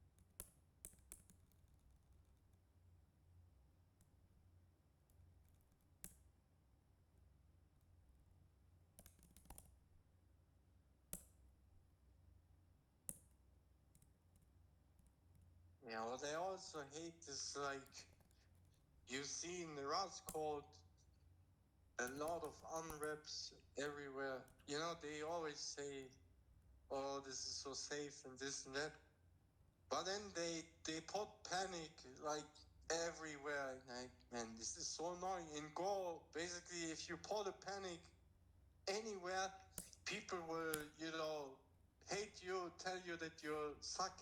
In Rust, it's like very accepted to just panic. Yeah, Go has some panics, even the standard library, it has panics and so on, but I feel like it's not as, you know, people don't panic as much. In Rust, you see the unwrap everywhere. Oh yeah, this is what I wanted to show. Like you see, like yeah. So we have like LSM storage state, and then wraps this thing in arc, and then here, yeah, LSM storage inner, and then inside we have arc, and then again rwlog and arc, and then here we go to state. Yeah, and then there's a box, and then again, there's no, it's no, it's just any, and then there's an option, and then there's, you know, it's all inside something, and you never get to the actual thing, kind of, right? Yeah, no, we don't have box here. This is like, this is reference counting. RC stands for like reference counting. It's like a smart pointer, and this is atomic. So like, this is thread safe. But this is what they are doing to avoid that like lifetime, like doing this lifetime thing here, because you know, if you put a lifetime here and then you have like multi-threading and stuff, it's just hell. It just makes your life hell. So this is like this is what most of the people do that I have seen. They just put a lot of arcs here and there to avoid that like lifetime thing. And this is database code, so you cannot do box here and do it, because then it will be like lots and lots of heap allocations, which we don't want. We just do like a smart pointer RC sort of thing here to avoid that like lifetime hell. Or you do like the proper structure, right? Because in Go you don't have the smart pointers and all of this, and don't, you know, there is always the garbage collector, but still you can work it out, right, by just knowing that what we were just looking at, right? The way you pass the variables and the way you use the variables, they can be on the stack, or, you know, they can just be on the stack. You don't even need a weak ref or anything. They can just be on the stack, period, right? Just because you structured your code in a certain way, it automatically becomes less likely that things need to be on the heap. That's what I'm saying. Oh, actually, so this one you can always do. You can try Odin. It is kind of like Go, but without the garbage collector. I was taking a look at... And then you do like malloc and so on? No. You do... wait, I forgot. How do you do that?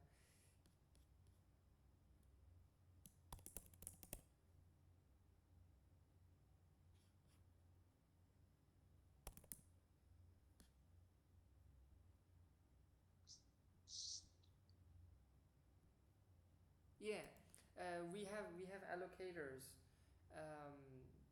So you do like new, just how you do in GoLang.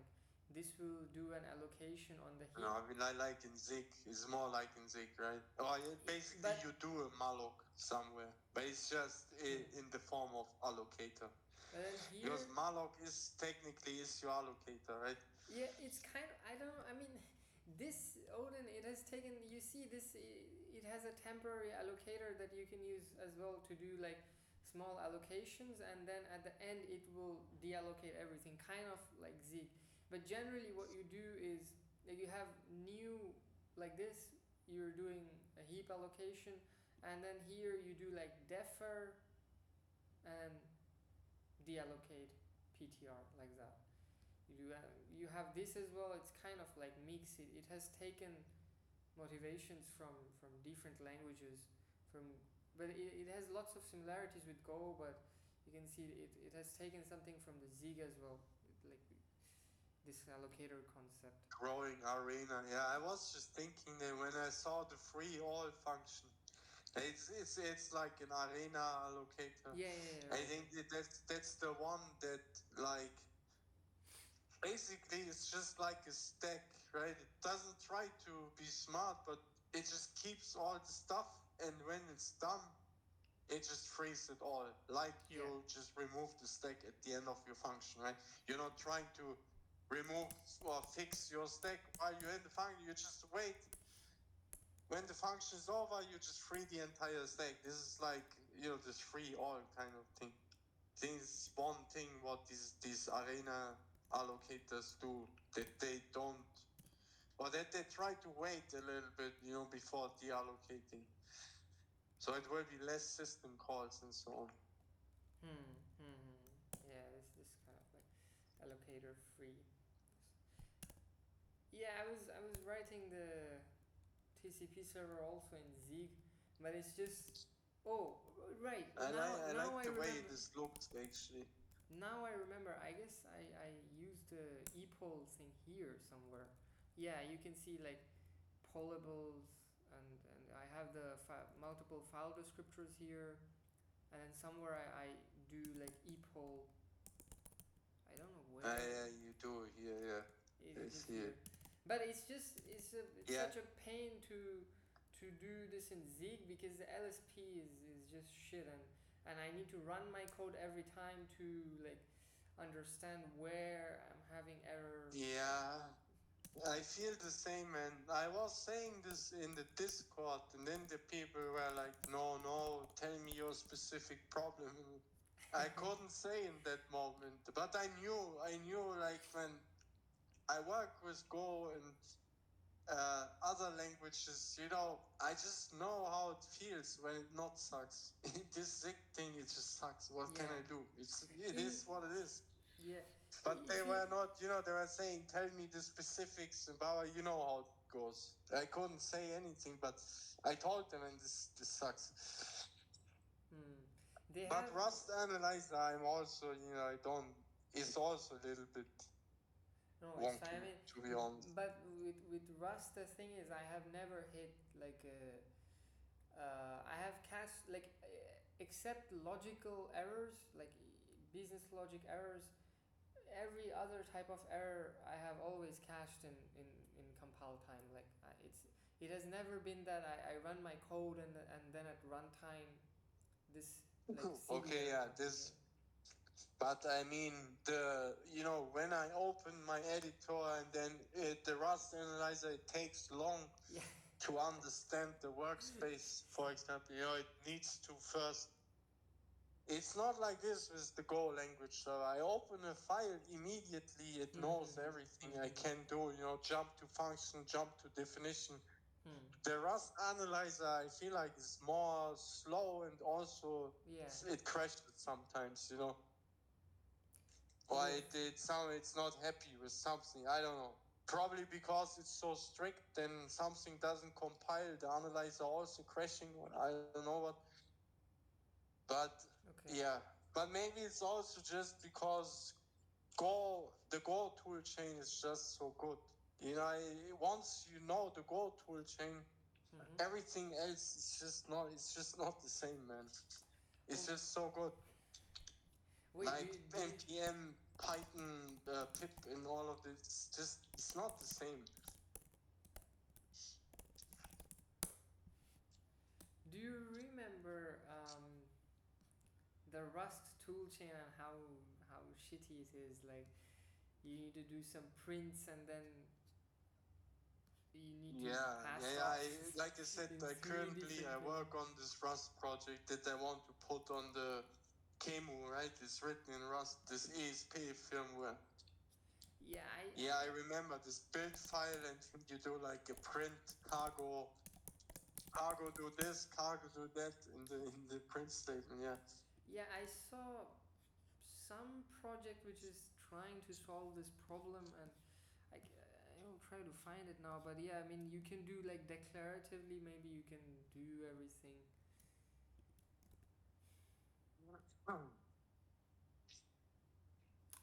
Okay. Yeah, I mean, what I will try to do is actually do the 1 billion row challenge and try to optimize stuff by myself. That will be a good exercise for doing like profiling my code and catching profiling the code. Yeah. Like catching points where I can do optimizations, basically. Yeah. Yeah, exactly. And if also again do like if you don't have a problem, you don't have a problem. It's just what it is. But if something going slow, then you can look. But maybe for a database, you can always try to yes. look a little bit. Initially, that's why I asked you, because I'm writing this like OS and DB stuff, some other like TCP server, these low-level things, but it is. I saw most of the job postings, and they also stress on like whether you know to properly test your stuff or not, like benchmark testing and catching where you can do optimizations and these kinds of things. And I need to start doing that soon.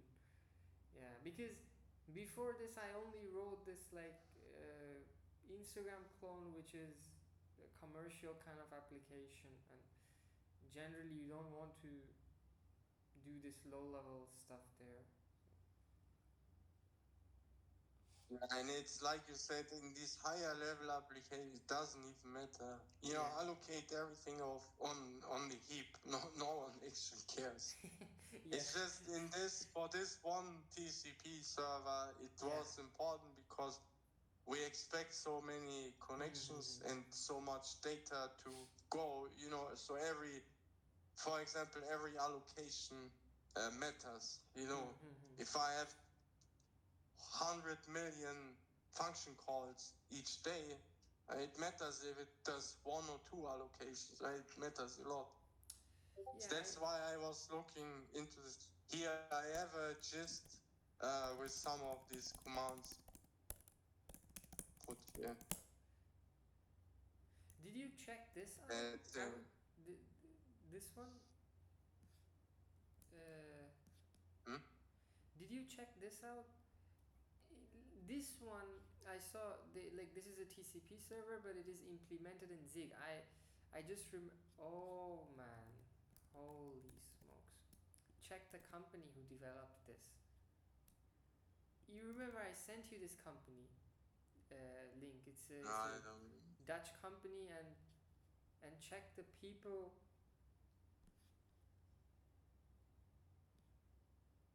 Wait. Yeah, contributor to the Rust compiler. It's crane lift. This is used in WASM Edge, WASM runtimes.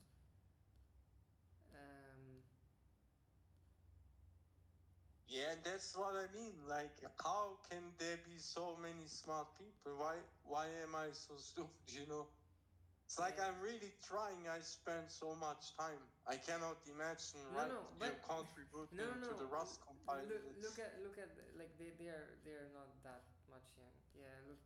So wrote an open source library for linking MIDI instruments to a web page when most of us were still finishing high school.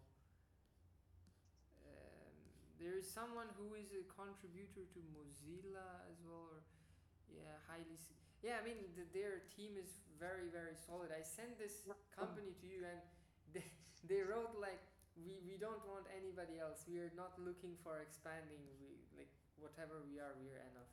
Yeah, their team is very solid, and so I didn't notice they developed this. This is a TCP server. Yeah, this is a TCP server, but they wrote it in Zig, not this one. This one is written in Zig. Yeah. But this. That's also kind of. But okay, a web server is more difficult because I have custom TCP protocol and I just need to forward the bytes, so I can get away with not doing a lot of work, keeping a lot on stack and so on. Basically, have zero allocations. I have In this only video, maybe, we'll I think I have Yeah, one but for a timer or something like this. But on a web server, you need to do much more work. Like you need to pass the HTTP and this and that, oh yeah, So- this is what I'm talking about. Look at the memory usage for this. Like they're using this thing, that Nia thing, the server that I showed you. In Zig, it's even lower than Actex, which is written in Rust. And while talking to you, I just remembered this, and I wish to check this out, like how they even achieved this thing. Yeah. Line request latency, CPU usage. Yeah, it kind of beats Rust as well. Latency is lower. This is almost same. Memory usage is lower. Yeah, they seem to know what they're doing. How did they manage to make it so? Yeah. Yeah. Yeah, but this is the thing, if you understand this stuff well with this allocations and memory, and that's why I was also starting out with this, because I feel like it's one of the more important optimizations you can do, trying to use less and less memory. And then obviously trying to use less and less CPU cycles as well. And these both, the pprof is good for this. It has the mem profile, it has the CPU profile. Then you look at we didn't really look at the flame graphs, but you can look, go on YouTube, go on this JustForFunc profiling, you search for JustForFunc. He has one episode on pprof. There he shows the flame graph as well. Oh, we show it here as well somewhere. Where is it? Yeah, this is one flame graph.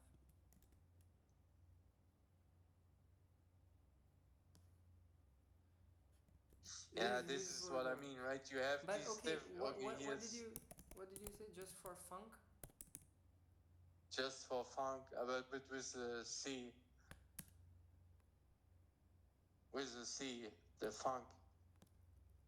Like a function. Okay. Yeah. So this one, he doesn't do videos anymore, unfortunately, but he had I don't know, 30, 40 videos. He had the series.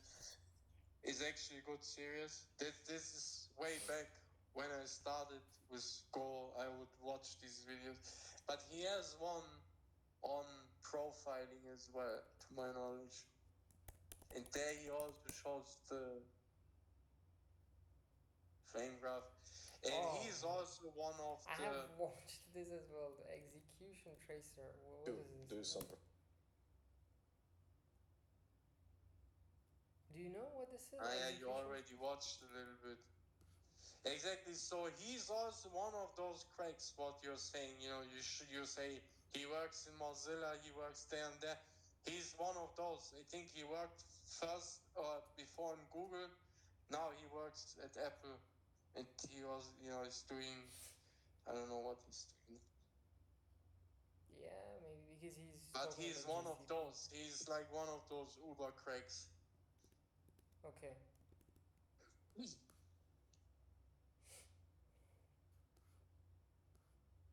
Yeah, he's working at Apple. Yeah, and before when he did these videos, I think in that time he worked at Google. Okay.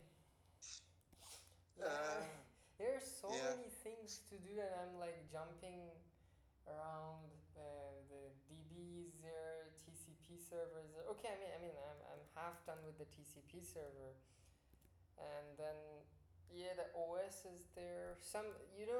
when we started the OS development, we thought of not writing the bootloader because it's just so complex, and this guy started writing a bootloader. Maybe we can follow this. I guess he's yeah, it's based on ESP32 most probably, or I don't know, man. Is it this one? Yeah, it is this one. Yeah. So he got a Raspberry Pi and he wrote bootloader, and he's experimenting on this. Yeah, we can do something like that, sometime. Yeah, and this is all hard because I don't even understand this properly. What is in M file, and so yeah, I kind of know it, but I don't really know it, right? If you write a bootloader, you kind of need to really, really know. The same way, like if you write your own network stack, you need to really, really know. It's not enough to kind of know. And this, for me, is like, yeah, we can try. One day I will try for sure again. Yeah. But right now, it's fun to work with this ESP32. Yes. I use this IDF, ESP IDF it's called. It also has the Rust bindings and so on. That's, why my company is using this. This is the framework. And then if you search around, you see that there's like some Rust libraries that actually use I think I they're sent technically you just as well. bindings. I sent you as well this like Rust bindings for ESP32. Yeah, it's this one exactly. That is what they're using in my company for this. And they already, of course, they have the bootloader and everything is even running on RTOS exactly. So it's fairly high level, but it's still, I still don't really, really understand it. It's still enough to chew on it, kind of. Wait, Even what is initializing this? the Ethernet stack in QEMU, even that's difficult. No, I haven't seen. Like, I just saw about this RTOS a few days back, and it was something like FreeRTOS. What is this? This is used by this ESP32, right? Well, it's one. I think they have two versions. One is where they use this, and then there's another open source OS. Yeah, it's an operating system, but real time, so it's more performant because they know it will be on embedded. It will run on the embedded system or the MCU, the microcontroller unit. I think that's the real word for. So it will run on the MCU, and it cannot be as heavy as Linux. It needs to be near real time. Yeah, it is. So that's yeah. This guy who was developing like a small minimal port of FreeRTOS he was doing in C, and he has some courses as well.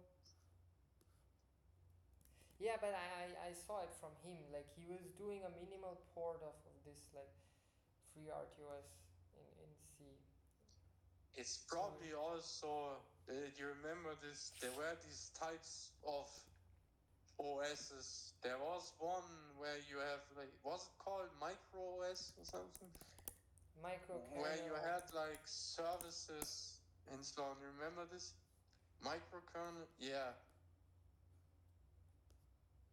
Where like lots of functionality was actually not even part of the kernel, in Linux actually. I guess free RTOS is also microkernel, probably.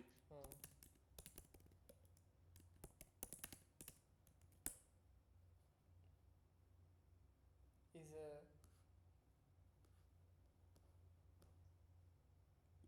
a strong isolation between modules in a kernel. It's just a scheduler. What is Yeah, it? scheduler. Is this like, oh, okay, this is a task scheduler and doing like the context switching? Yeah, run my piece of code, right? yeah. Because that's at the end of the day what you want from your operating system on embedded device, right? You want to run your piece of code, whatever it's doing, control the LED or do this, do that. You did that, right? You implemented this kind of like a CPU context switching, right? And did you implement Yeah, this I SleepLocks? was, yeah, I remember this one. Yeah, I was working a little bit on this type of stuff, exactly. Where you switch the context after that many milliseconds, or depending on what your implementation is. But and then you go to a different function, you continue the work there and so on, right? And this goes also, then you start to think about these things with yield and so on. And, but this again, I know half, at max, maybe I know 20%, but I can't really explain to you how it works. I kind of know it, but that's it.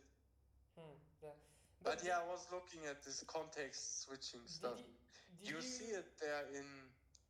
Did you implement this? Oh, you have a SleepLock and a SpinLock. Yeah, because this one I implemented, and man, like this thing has a concept which is called like this memory ordering. Yeah, this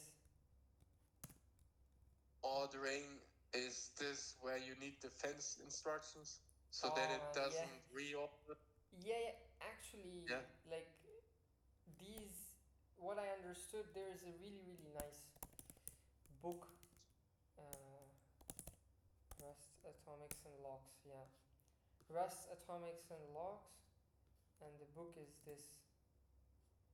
So it's just like at your base level, you just have atomics. That's it, to do an atomic operation. And then you use this atomics to basically implement your locks like mutex or like like SpinLocks or SleepLocks. There's on YouTube, I think there's MIT course also about like how to actually how something like this is implemented on the academical level. The thing is that like you have some data, and then we have thread 1 which does some change to the data, and then it depends on, like, you can choose how much time it will take for this change to like propagate to the other threads, basically. So this is what it is all about. Like, you do the change, and then how much time afterwards it can propagate the change. And also, I think it's about like the CPU.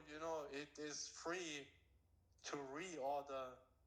Yes, exactly. That is instructions, right? Yeah, because and then you put the fence, and then it is not allowed to reorder, because if you think like one thread is writing, the other one is reading, well, if I now change it around, right, I read first before I write, then there is nothing. So the CPU is not allowed to reorder this part of the code in some way. Yeah, and this understanding that, exactly, right. There's the fences yeah. So that man, but again, we talk, but actually we don't really know. No. But you remembered me. You remember me. You remind me of one thing that we didn't actually. Let me share my screen one more time. Let me show you this one thing that with the race detector now. Because what you just drew, it was actually that with the race detector. So 8%.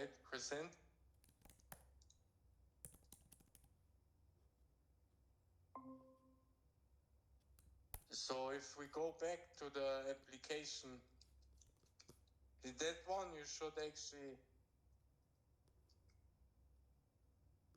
I guess always do. So if we do our go run, right, it's doing the printing. Okay, great. But the way we wrote the code, actually I wrote on purpose like this, is when I put now the race flag here. Yeah.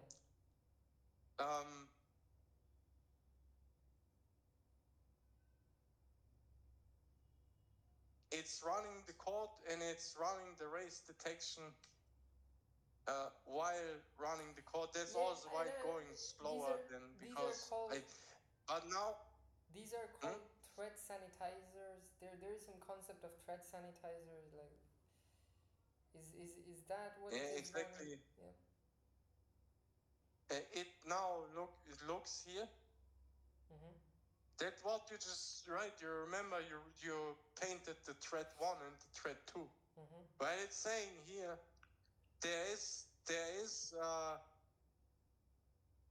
something that was read, or there's something at this memory address basically, and it was read by go routine 9, thread 1, and it was written by thread 8, and there was no security in between, like a lock or a channel or something, that prevents the data race in this place. So basically, when you put the race flag, it tells you exactly that, at this memory location, these two go routines, they had a race condition. And then, yes, it's also showing you the line numbers, and we know what this is. So if we open main.go, it's the variable n. That's why I made it like this, because I knew there will be a race condition if these both go routines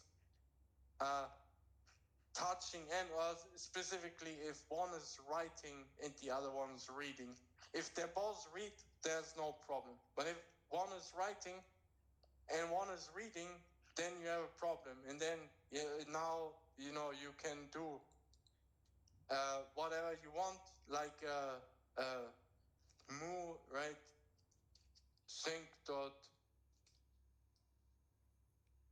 mutex. Why didn't it import this? No, it will be sync. I have typo. So this one is a mutex, and you can go. Usually, it would be more idiomatic to use channels, but yeah, whatever. Mu.log.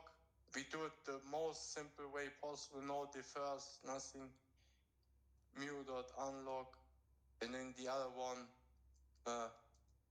mu.log and mu.unlog. So now we put the log in our two threads, and if I run the race detector now, I don't get a race. I don't get error because the sanitizer, whatever you were saying, I think you're right. It's some, at the end of the day, it's using that.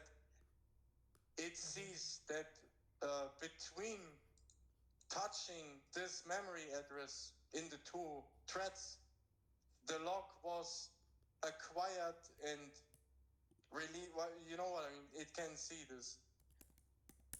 So it can see thread 9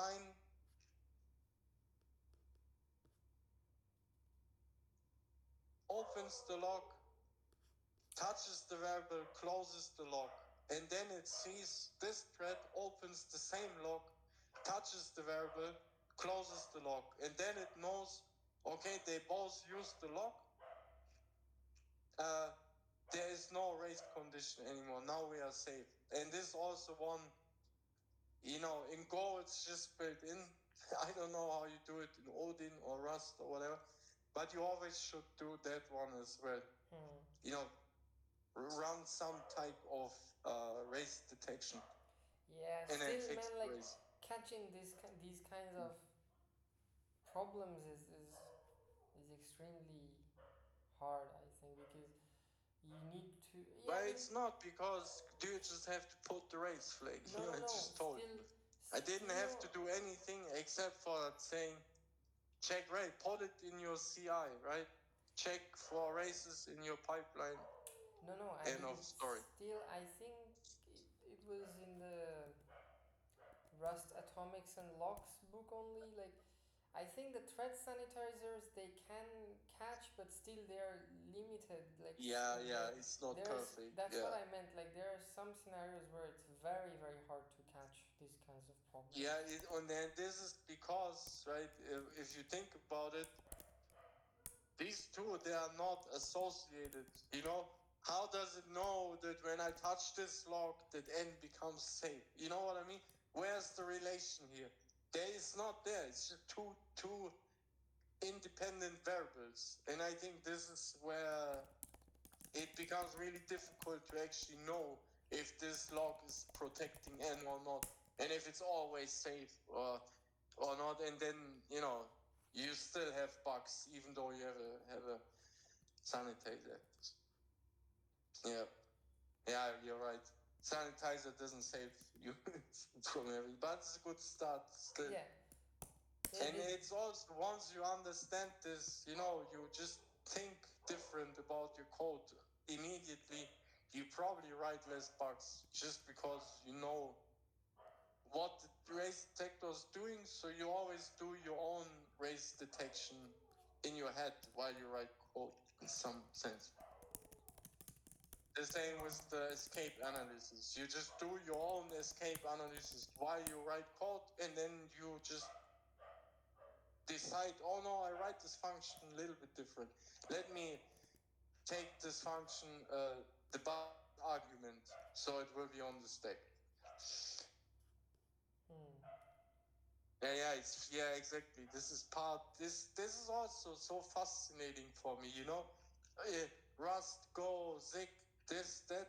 At the end of the day, it all goes back to, you know, LLVM, GCC, these types of things, right? Gold linker and so on. It all comes back to this type of stuff always. UV sun, K sun, KC sun. Yeah, I've seen these things before. Yeah, exactly. Yeah, but this is also one thing that I would do the memory profile, CPU profile, race detection, and then use kind of, when in a running program like this, you see the race conditions not there anymore. But one reason why benchmarks also are good is when you then think to yourself, well, I have improved right? I have removed the allocation. You kind of also want to prove that, so you want to put the two things next to each other, right? And then benchmark, then you can say to your manager, look, my new implementation is using like 50% less memory or CPU or whatever. So now give me a raise, right? So you have a measurable number that you can throw at people. That's what benchmarks are really good at for. Okay. Yeah. Man, okay, I will go and I will. Yeah, currently I think I will do the Rust 1 billion row challenge and do some profiling stuff now. Yeah, let me know what techniques you find in Rust, right? Because in Go it's all built in. No, so I'll just follow this blog post. Yeah, but then you can let me know what tools or technique, you know, like here in Go, I know pprof, this and that, you know, race detector. So I'm curious what types of tools or stack you use in Rust to do the same types of tests. Because at the end of the day, it's always the same, right? CPU, memory, sanitizing, that type of stuff. Yeah, it is. Maybe you can. Do you have a blog? No, huh? No, I don't have current. Yeah, it is this one. This is the blog that I will follow. You cannot. Okay, this guy has to dos. This guy is given to dos as well, but I don't think you can go far than whatever has been done here. Like, read the type of optimizations that he did. It's just crazy.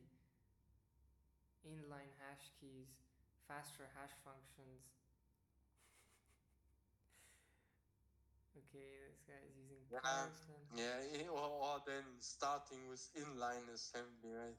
Yeah. Because this one, I think here we didn't see it. On here you can actually also disassemble. The server's not running anymore. But we saw that. This also where then at some point it will boil or it will come down to that you have to look at the assembly instructions and to ask yourself, do I like it better this way and what is faster here?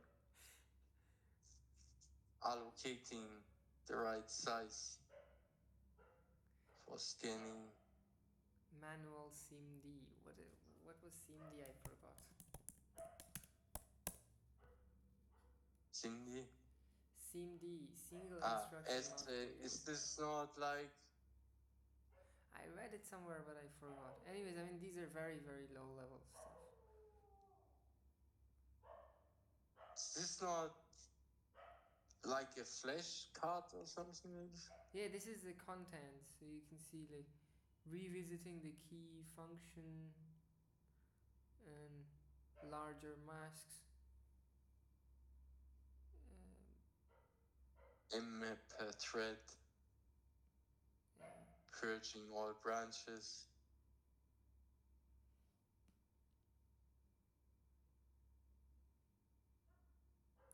Can you click on the temperatures less than 100? Is it like he's regulating the room temperature as well?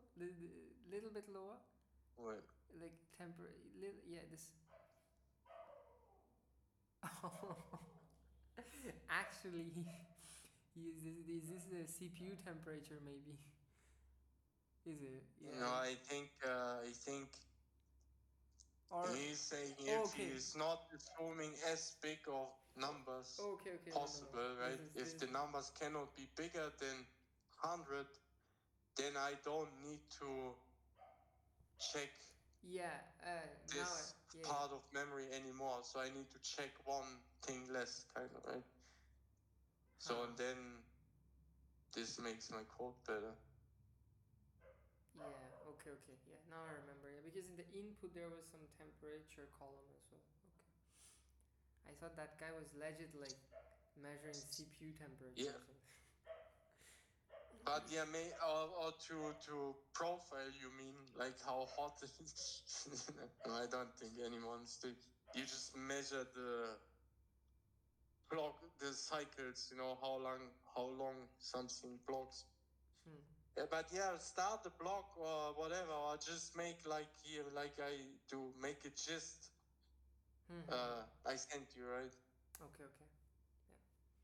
Yeah, make a gist. Let me know what tools you find and so on for the Rust profile. Okay. Yeah. And sorry I couldn't show you anything more, Oh no. More interesting. That's fine. It's fine. Okay. Yeah, so we can go now. Let's end. Yeah. Goodbye. Have a good time. Bye. Bye.